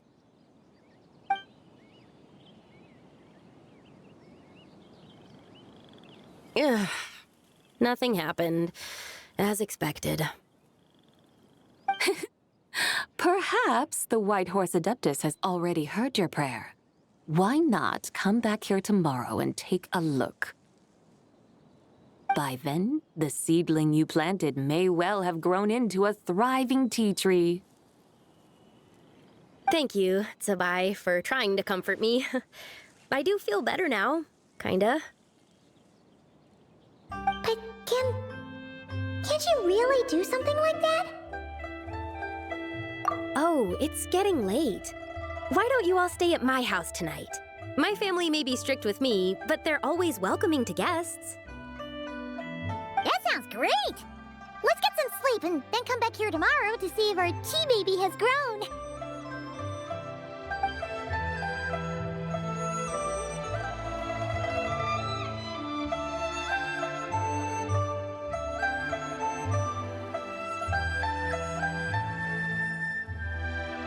Oh, the tea tree! Whoa! Your tea baby is all grown up! Indeed, it has grown into a mature tea tree that can stand tall in the face of wind and rain. How is this possible? It must be the work of the White Horse Adeptus. Your prayer must have moved her. Are you sure? Perhaps she heard your prayer and chose to answer the call.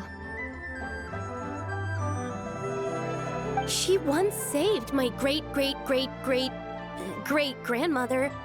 This time, she saved me. That's incredible! Your family must be blessed by the White Horse Adeptus. I guess so. I need to tell everyone the news right away. They'd better. Since this is the will of the White Horse Adeptus, I don't see how they could object. Go. And if you run into any more trouble, call out to the White Horse Adeptus just like yesterday. Thank you so much. Paimon really thought you were going to use adeptal energy to make the tea baby grow, Zabai. When an Adeptus exerts effort, consuming their energy, is that not using adeptal energy?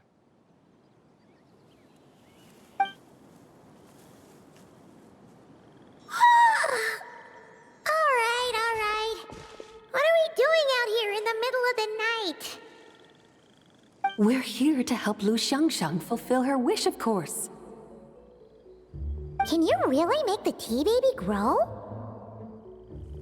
It won't be easy, but there are ways.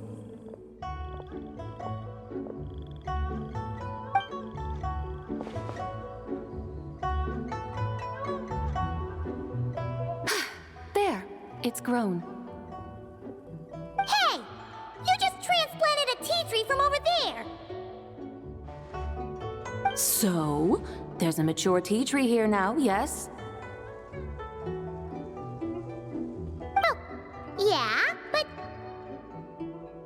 And am I not the White Horse Adeptus? Well, yeah. Is this tea tree then not a manifestation of the White Horse Adeptus's will? You're not wrong. But again, there's something not quite right about this. Maybe this will become another mystical Adepti tale recorded in their family history. That would be marvelous. Paimon thinks so too. Hey, Traveler! Sabai seems to be doing much better now, don't you think? Oh! Paimon bets that's why Zhongli chose to send her on this errand. That's a great We've already shown her Li Yué Harbor, Yilong Wharf, and Chaoying Village. How about we head to Qingce Village next? Qingce. That name sounds familiar. The scenery there is really beautiful. Pretty, too.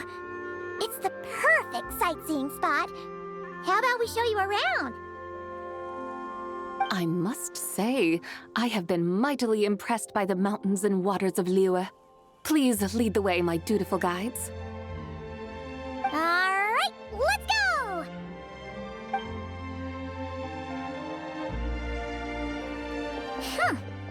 Paimon can't help feeling like we've forgotten something.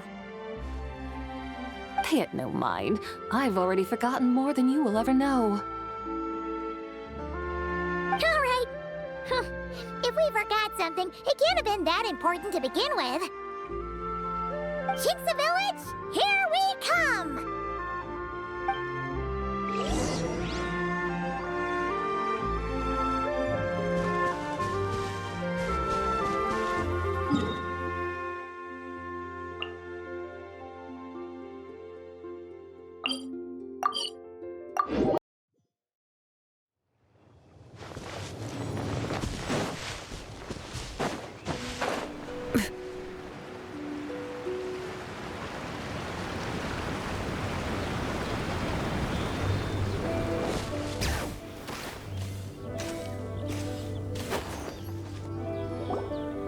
We should plant cucumbers. We should plant canolas! We should plant cucumbers. They're easy to sell. We should plant canolas! The flowers are pretty! What are you arguing about, little ones? We're deciding what to plant in our field once Lantern Rite is over. Yeah! Dad gave us a small plot of land to grow our own crops. He said we can keep all the more we get from selling them.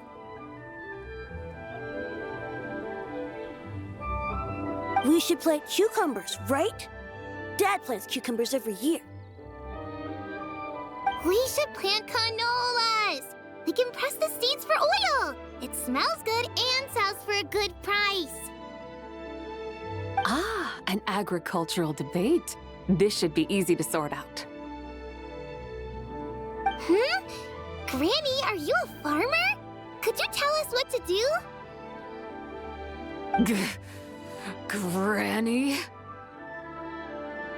What did you just call me, you rapscallion? Oh no! Her eyes are gonna turn red again! It's just... my granny smells really nice, and you smell nice too, so...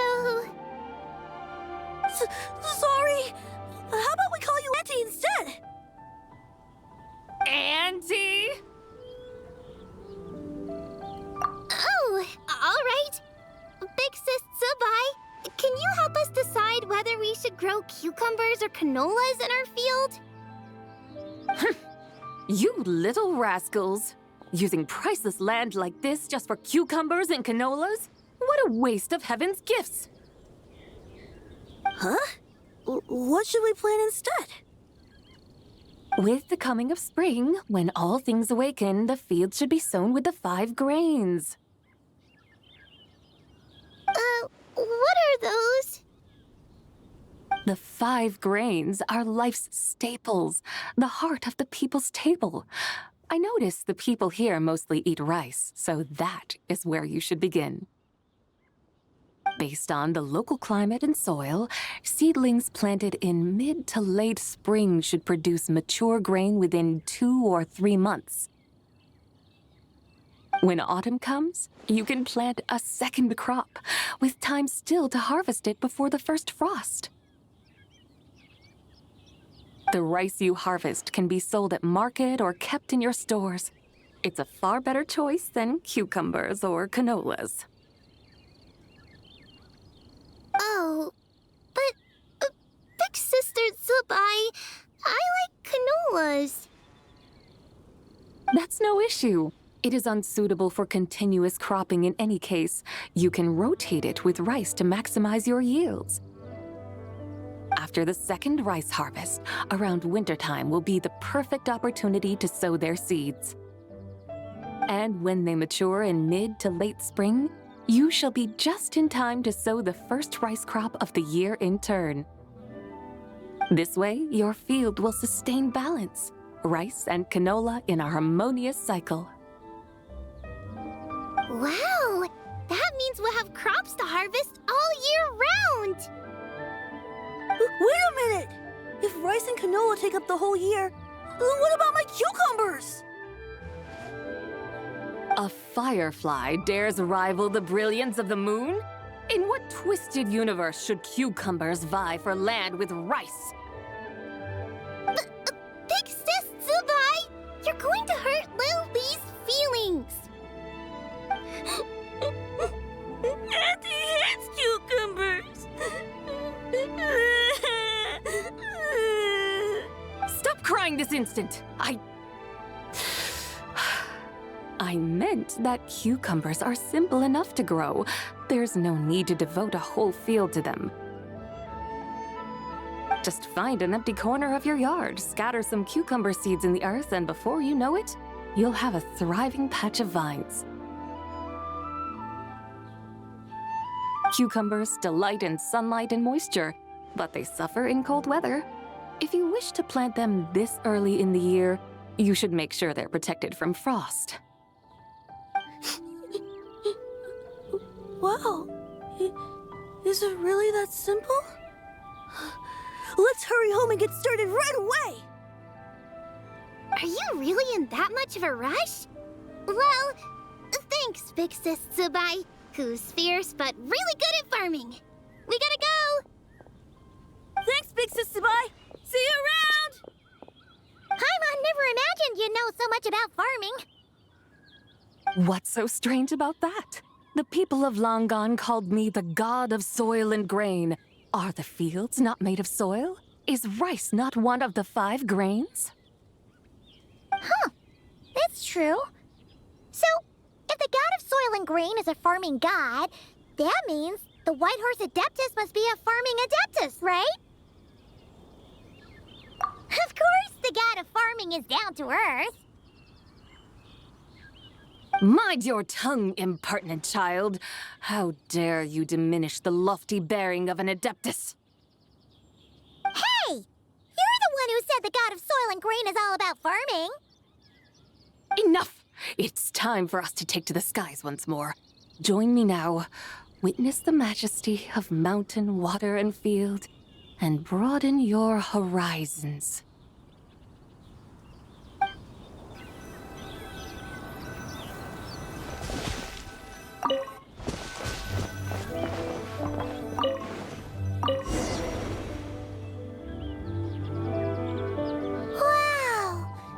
Terraces look so pretty from up here.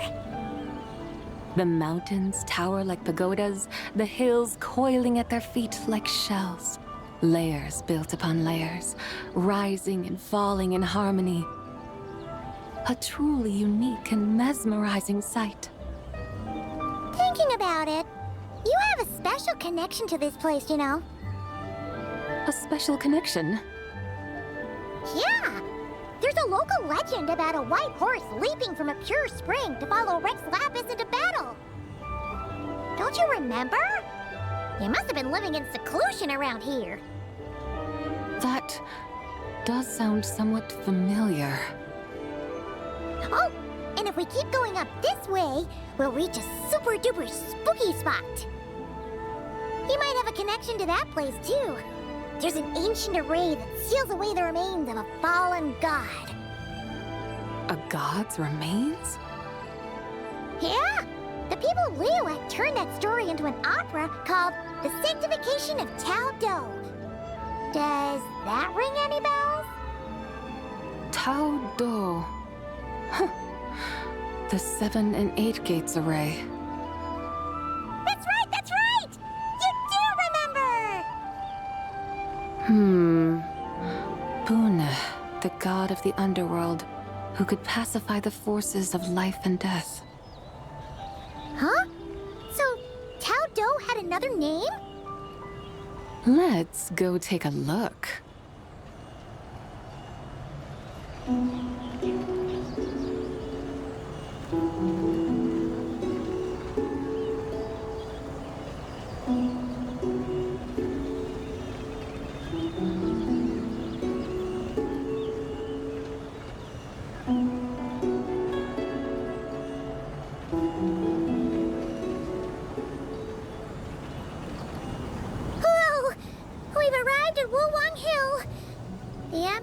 Just turned spooky. I can't help but feel there's something strange about this friend you haven't seen in ages. Huh? Paimon thought she heard someone's voice. Let's head down and check it out.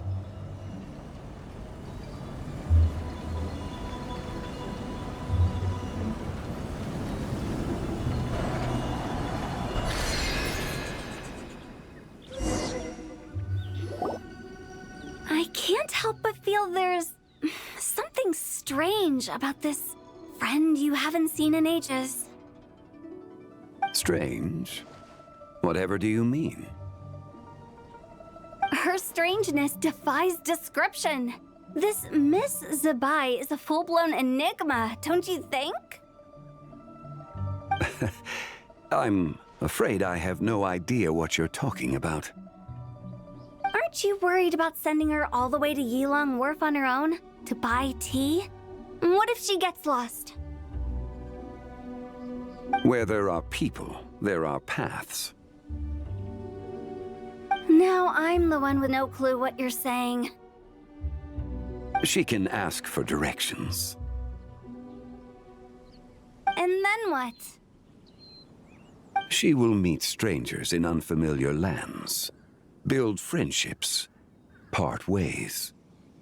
Hers will be a long journey indeed. The further the journey, the more footprints one leaves behind. The deeper those footprints, the harder it is for time to erase them. Ah, so you want her to make new friends? I see. But from what you say, it sounds as though she's not from Liyue. I believe she was not, but perhaps she will be. You're sounding stranger by the second. Huh. Oh, over there. Oh, look who's here. Hotel! Zhongli! What are you doing here?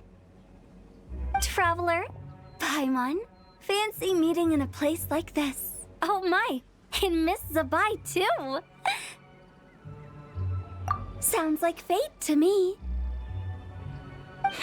We were taking Zabai to buy some tea from Yilong Wharf. Zhongli sent her there, though she didn't even know the way, and... Oh, drat! We forgot the tea! Oh, Paimon knew we were forgetting something!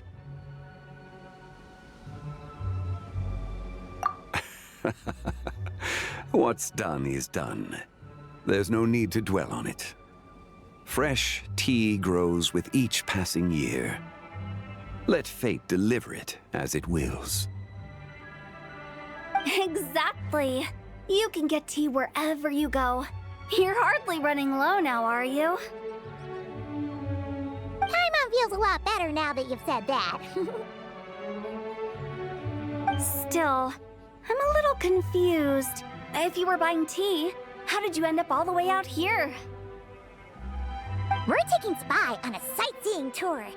We started at Liyue Harbor, stopped in at Yilong Wharf, went sightseeing around Xiaoying Village, made our way to Qingce Village, and now we're here. Wow, that is quite the itinerary. Yeah, actually, Paimon thinks it's about time we headed back. I'm here to pay my respects to my ancestors. My dear consultant kindly agreed to join me. It is Lantern Rite, after all. Adepti and ancestors should be venerated alike. Ancestors? Wait, could you be? Are you heir to the Wu-Wong kid? Or perhaps the lone butterfly of the Crimson Flame? Whoa! Have Have you got all your memories back? Huh? Miss Zabai, you know about the Wangsheng funeral parlor and the 8 Adepts? I happened to hear a storyteller expound on the sanctification of Tao Do. Lots of people know that story, sure, but very few can discern my family lineage from just a glance.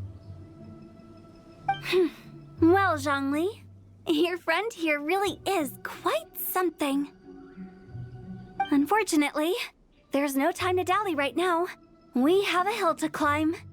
Perhaps once today is done, we can find time to chat over tea, recite poetry, and admire the moon? That would be wonderful, Director Hu. Oh, and before we go, you've been traipsing around all day. I suggest you stop off at the Wangshu Inn on your way back for a good night's rest. Wouldn't do to exhaust yourselves, Don't mention it. All right, we'll take our leave now. See you later. Hotel's so thoughtful. Why don't we follow her advice and stay at the Wangshu Inn tonight? Zabai, you can see the whole of Dihua Marsh from up there. The view's amazing. Plus, you can sample Smiley Yin-Xiao's cooking. Wangshu, an intriguing name. It couldn't hurt to check it out. Awesome! Let's go!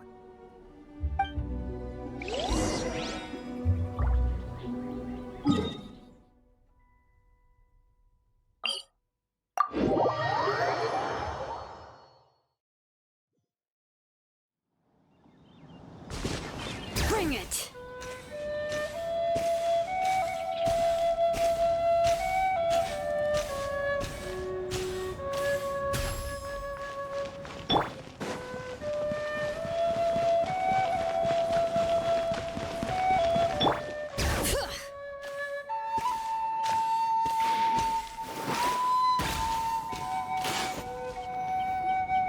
Is that towering structure Wangshu Inn? Sure is. We can take the lift up from over there. Always walking the path long trodden. Does retracing others' footsteps not tire you? Come on, get in. We'll fly to the top.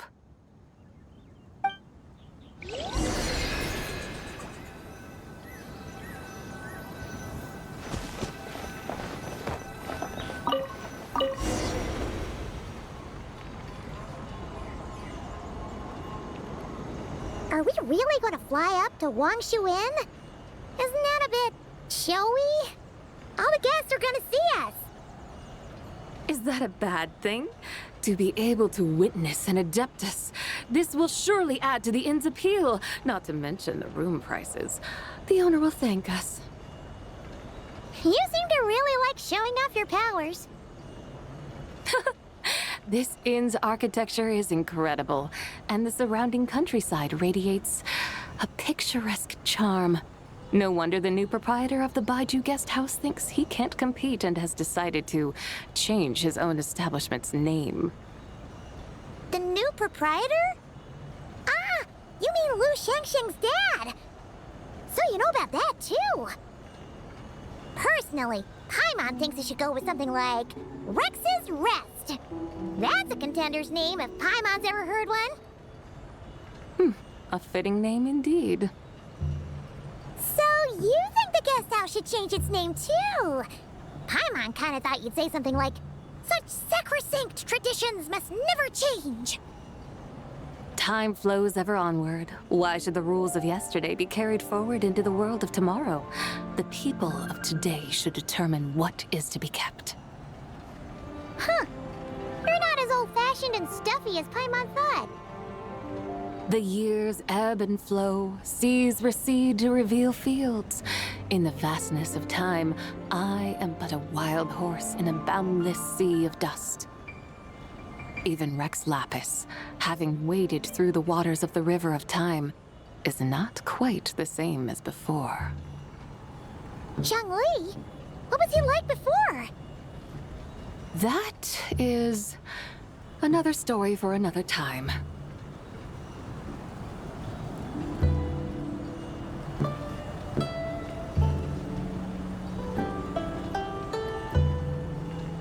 We have arrived.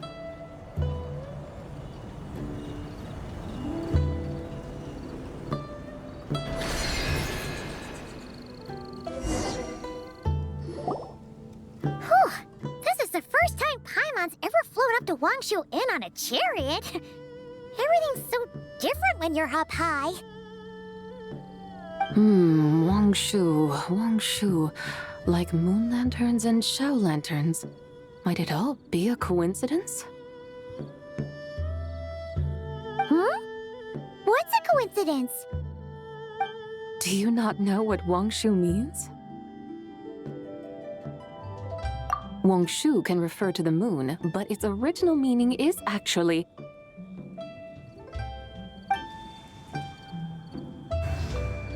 the goddess who rides the bright moon's chariot. And you must be the conqueror of demons. Xiao! Paimon was wondering if we'd disturbed you by flying down from the sky. Not at all. I sensed an unusual presence long before you arrived, though I didn't expect it to be you in a flying chariot.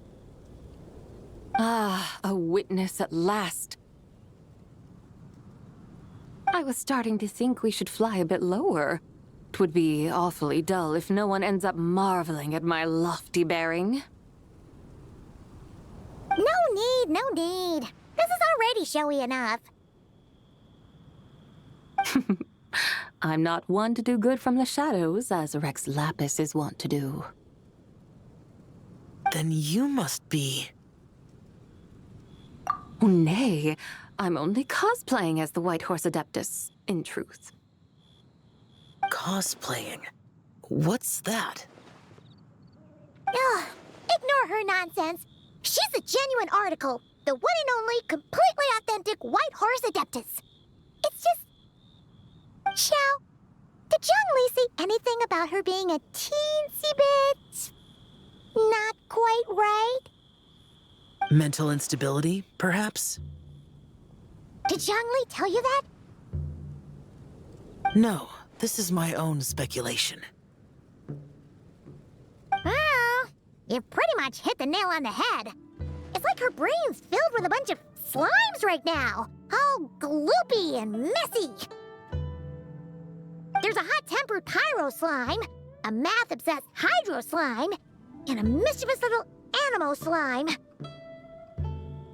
But don't tell her Paimon said that, or she'll come and tell us all off. You white-haired rascal! Do you think I can't hear you?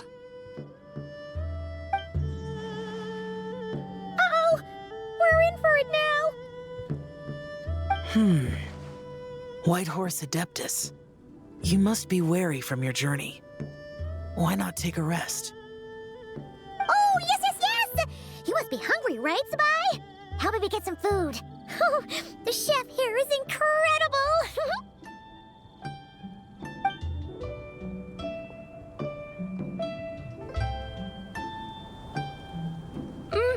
It's so hot! So spicy! Are you okay? Do you want Paimon to get you some water? Don't worry about me. I just need to pace myself.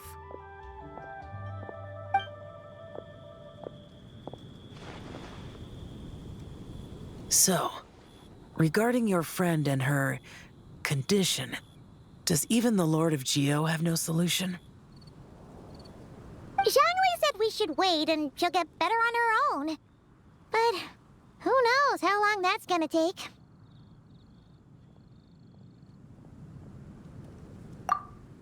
Is that why her personalities change so easily? Paimon thinks that has something to do with her 3 deadly selves. Zhongli told us that the deadly selves are impure, affecting living things that get too close. The White Horse Adeptus's remnant spirit was attached to the deadly selves for a long time. It makes sense that her temperament and memories would have been influenced by them. But Paimon still doesn't really understand what the 3 deadly selves actually are. Paimon, As you do not practice self-cultivation, I cannot help you fully understand. But you can think of them simply as emotions and desires. The act of severing the three deadly selves is a means of exercising wicked desires and cultivating one's true self. I believe other nations have similar practices. In Sumeru, it is known as shattering Atmagraha. Oh! So it's about emotions, desires, and attachments. That sort of thing. It includes those. I wonder, does she still remember what happened in the past? Some of it, but right now, it's like she was suddenly awakened. Like she's still half dreaming. The half that's still dreaming might remember things, but the half that's awake doesn't quite get it. Conqueror of demons, are you looking to learn about Rex Lapis's past from me? You are an old friend of his, so please, call me by my name. But Conqueror of Demons sounds so much more imposing. In days of yore, he was the Lord of Geo, Heaven's Star. Huh? You said the same thing the day you came back. But what does it mean? I'm afraid I can't remember. Hey! Did you really forget? Or are you just pretending so you don't have to tell? Why not ask Rex Lapis himself? Whether I've forgotten might be up for debate, but I am certain he remembers.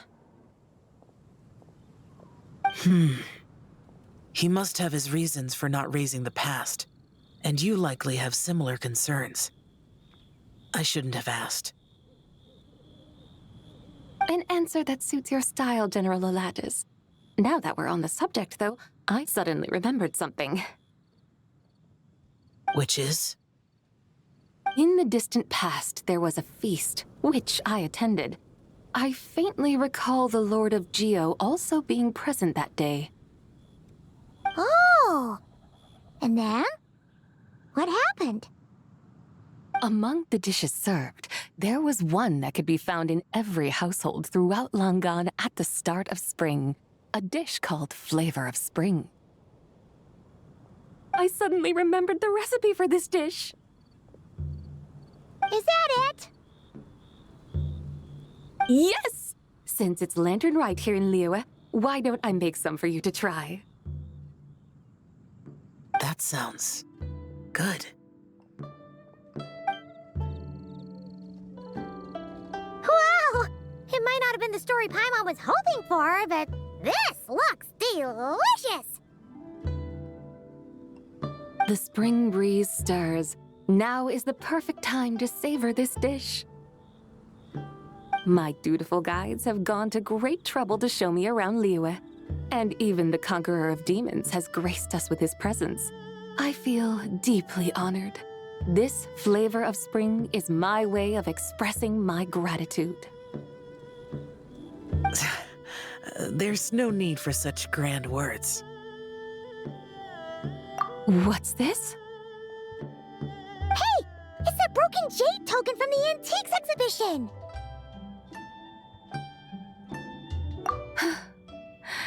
Indeed. This was once an Adepto treasure of mine. I'm amazed it ended up in your hands. Alas, it serves little purpose now in its fractured state. Please, keep it as a memento. Oh, that's a shame. Can't we fix it? This is the way of the world. Once jade is broken, it can never be made whole. Then, what about forging a new one? That is a good point. That it has ended up in your hands must be a message from fate. I could try to craft it into a little trinket for you. One that might prove useful on your journey. Ooh! What sort of trinket? It's just a passing thought, one that will require the right opportunity. I'll think about it more when the time comes. Now that we've had our fill, we should get some rest. Tomorrow we return to Li Yué Harbor, where I'll have need of your guidance once more.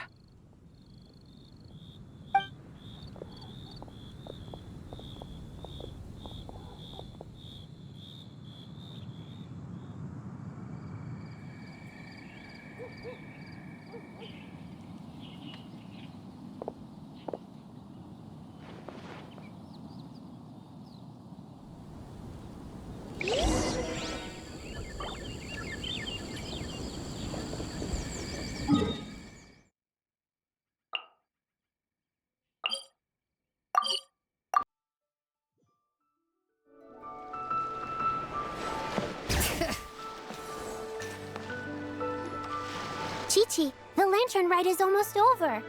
Do you remember how to make a Shao lantern? Morning, split bamboo, traveler. And get silk, make paimon. You've got it all mixed up again. They're here again. Yow! Looking good in that new outfit, huh?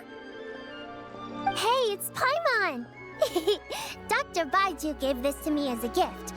How does it suit me? Thank you. Wow! What happened for Baiju to suddenly give you a brand new outfit, Yao Yao? Dr. Baiju is thanking Yao Yao for teaching me to make Shao lanterns. Chi-Chi and I were just playing together. Dr. Baiju's too kind. Oh, yeah, take a look at this. Dr. Baiju gave me these clothes, but it was Chi-Chi who wove this little basket. Wow, that's beautiful. When did you become so good with your hands, Chi-Chi? I learned to make Shao lanterns, thanks to Yao Yao. I also made a wish. What do I always say? The White Horse Adeptus answers prayers. Come, help this old man make an offering in thanks. Huh? Mr. Liu? What did you pray for? For my idiot son to finally come to his senses and not change Baiju Guest House's name, which he has. Huh? He's keeping the old name? Listen to this. My granddaughter planted a tea seedling in our village just a few days ago. She made a prayer to the White Horse Adeptus to help it grow. Overnight, her seedling flourished into a mature tea tree. Oh, that sure does sound like a miracle. Could the White Horse Adeptus really have helped it grow? Of course she did. Oh, White Horse Adeptus, how blessed is our family over whom you keep watch.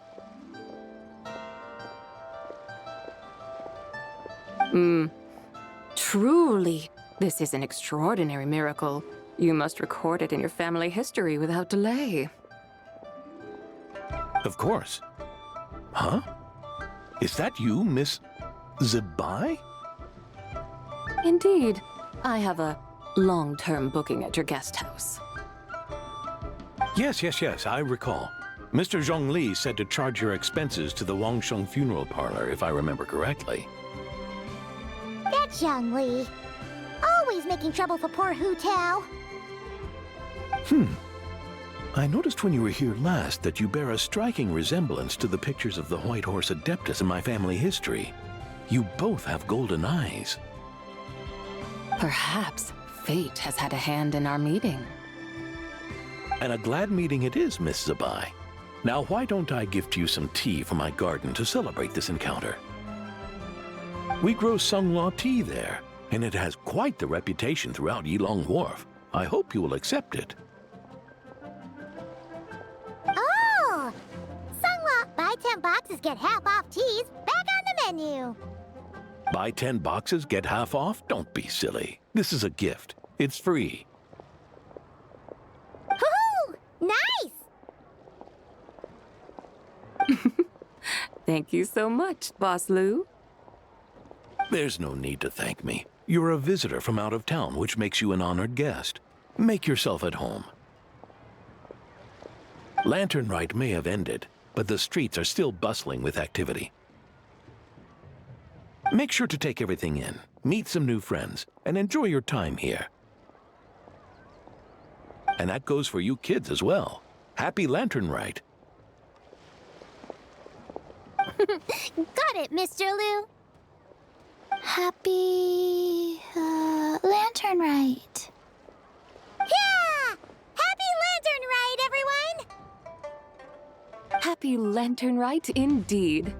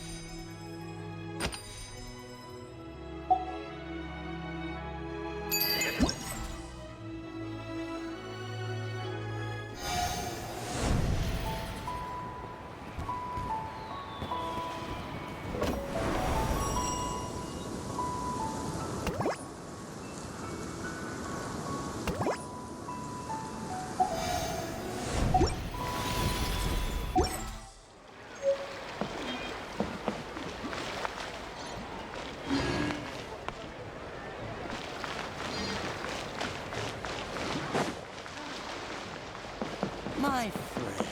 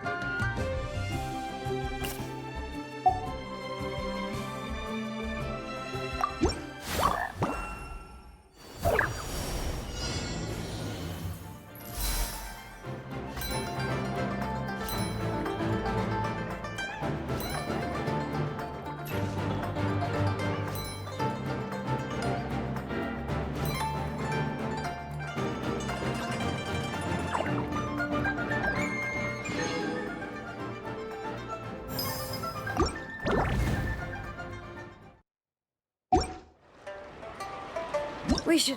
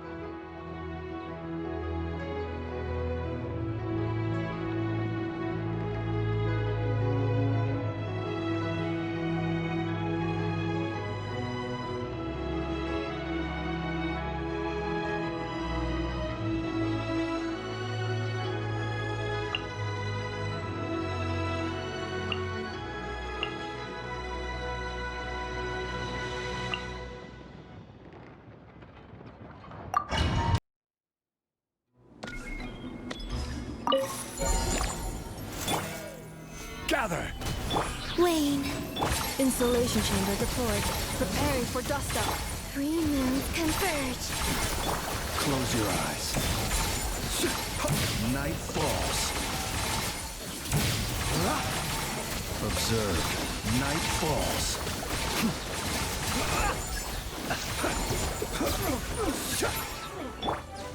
Stabilize!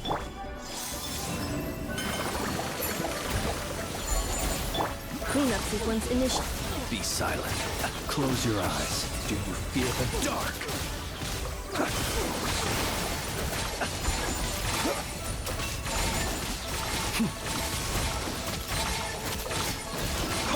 Surge. Defensive mode engaged. Ultimatum protocol. Be silent.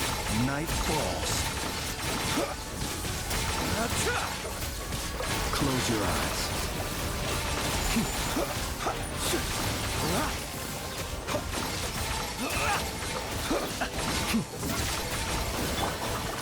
Solidify! A new moon rises. Insulation chamber deployed. Observe. Be silent. Observe. Night falls.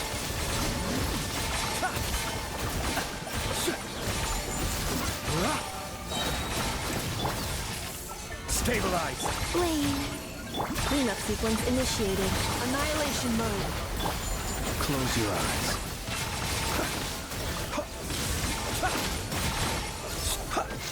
Be silent.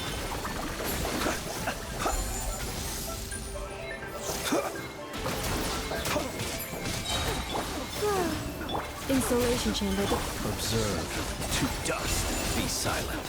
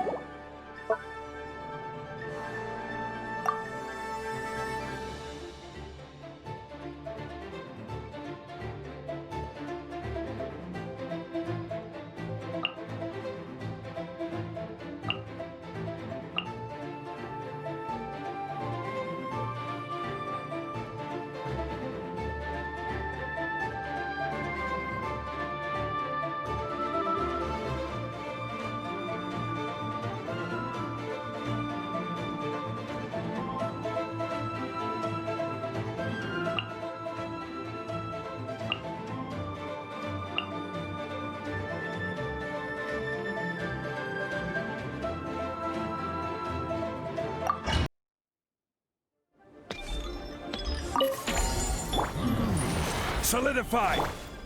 Wane. 3 moons converge. Be cleansed. Smite to death.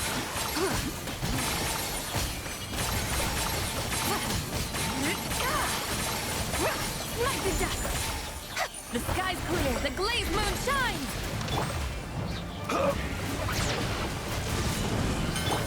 Surge. A new moon rises. Strike a pose! Time to shine!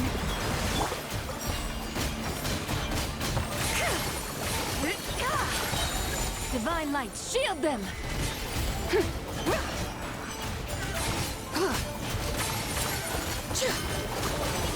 Arrogant and presumptuous!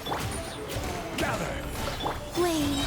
A moonlit night for all. Yoo-hoo! Lofty wisdom will show us the way! Smite the dust!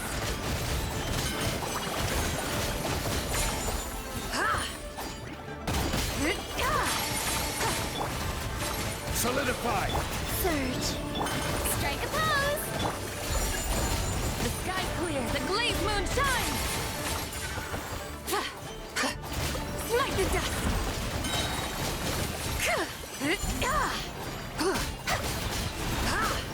Smite the dust! Without further ado, divine light, shield them!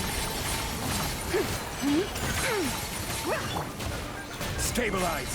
Wane. 3 moons converge. Shower me with the...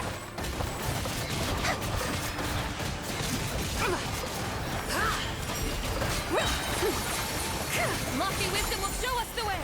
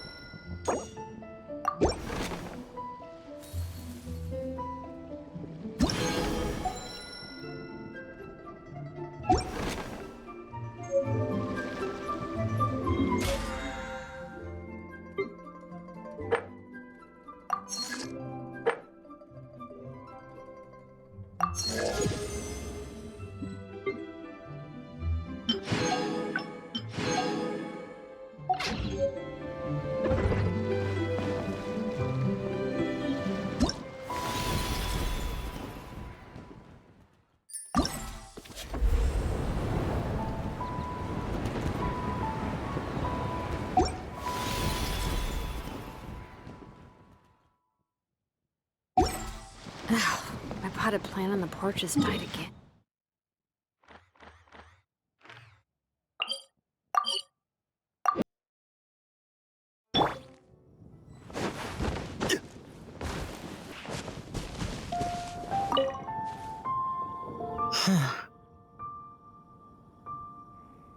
Yes.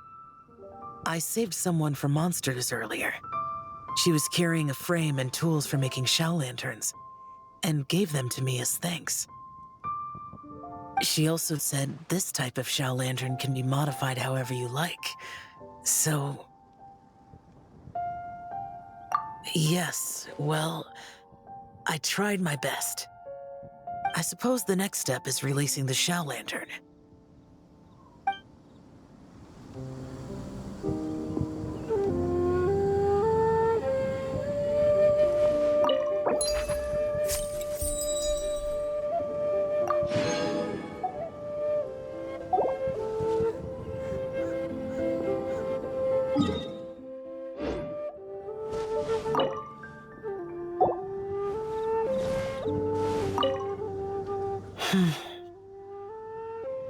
Happy Lantern Rite to you as well.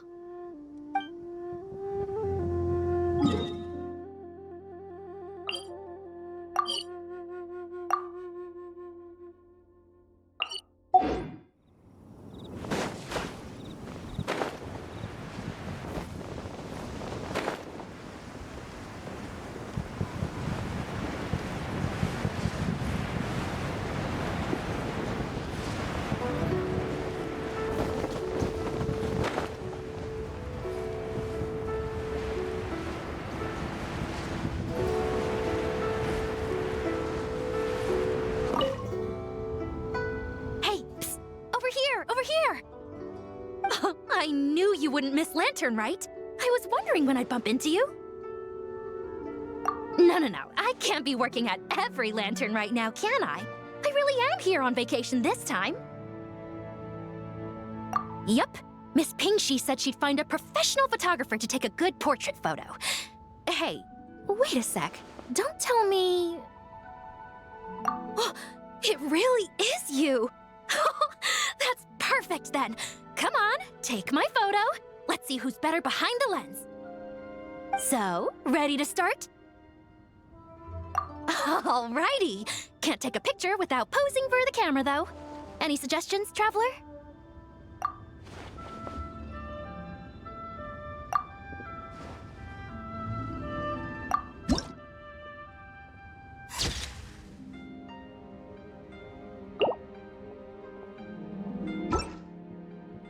Done? Did you adjust the lens and check the lighting? Make sure the focal length was properly set? Let me check. Wow, you actually nailed everything! Oh, a shot like this is front page quality! Next interview, I'm definitely bringing you along. Imagine the amazing shots we could take together! And a very merry lantern rite to you, too! Oh, hang on, that doesn't sound quite right. Whatever, have lots of fun!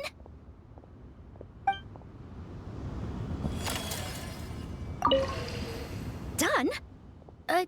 Did you adjust the... Wow. Next interview, I'm definitely bringing... And a very...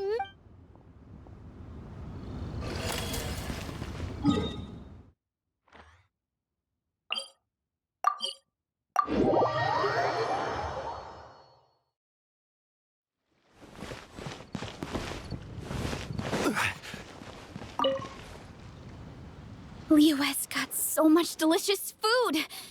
What should I eat next? Oh, how about boiled fish? No, wait. I need to take a picture for everyone back at the tribe first. Traveler? Oh, wow. So you're the pro photographer that lady was talking about? That's fantastic. You're so talented. Of course you're good with a camera, too. Sure. I want to strike a cool pose. But what if it looks weird in the picture? Any advice?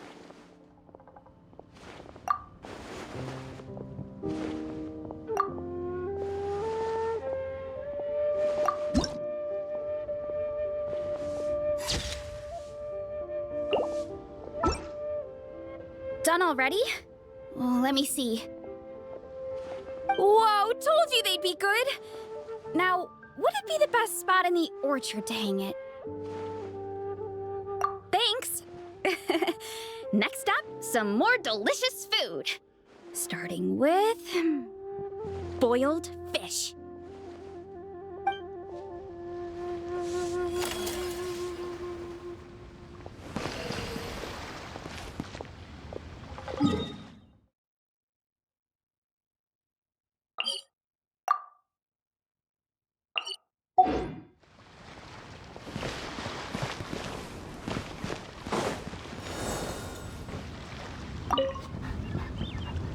Oh, this is what I get for being impulsive.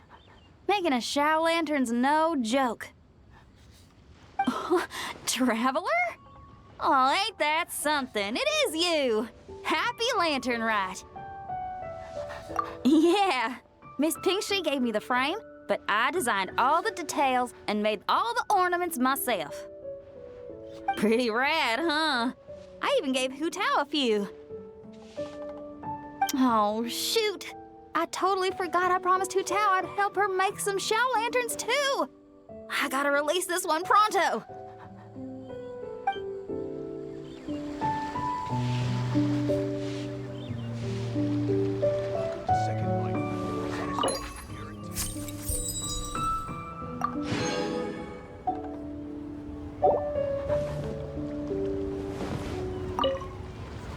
Okay, I gotta go find Hu Tao now. First stop, Wangsheng Funeral Parlor. Catch you later. Oh, and happy Lantern Rite to you too. Shame Hu Tao's busy this year. I would have loved to put on another show.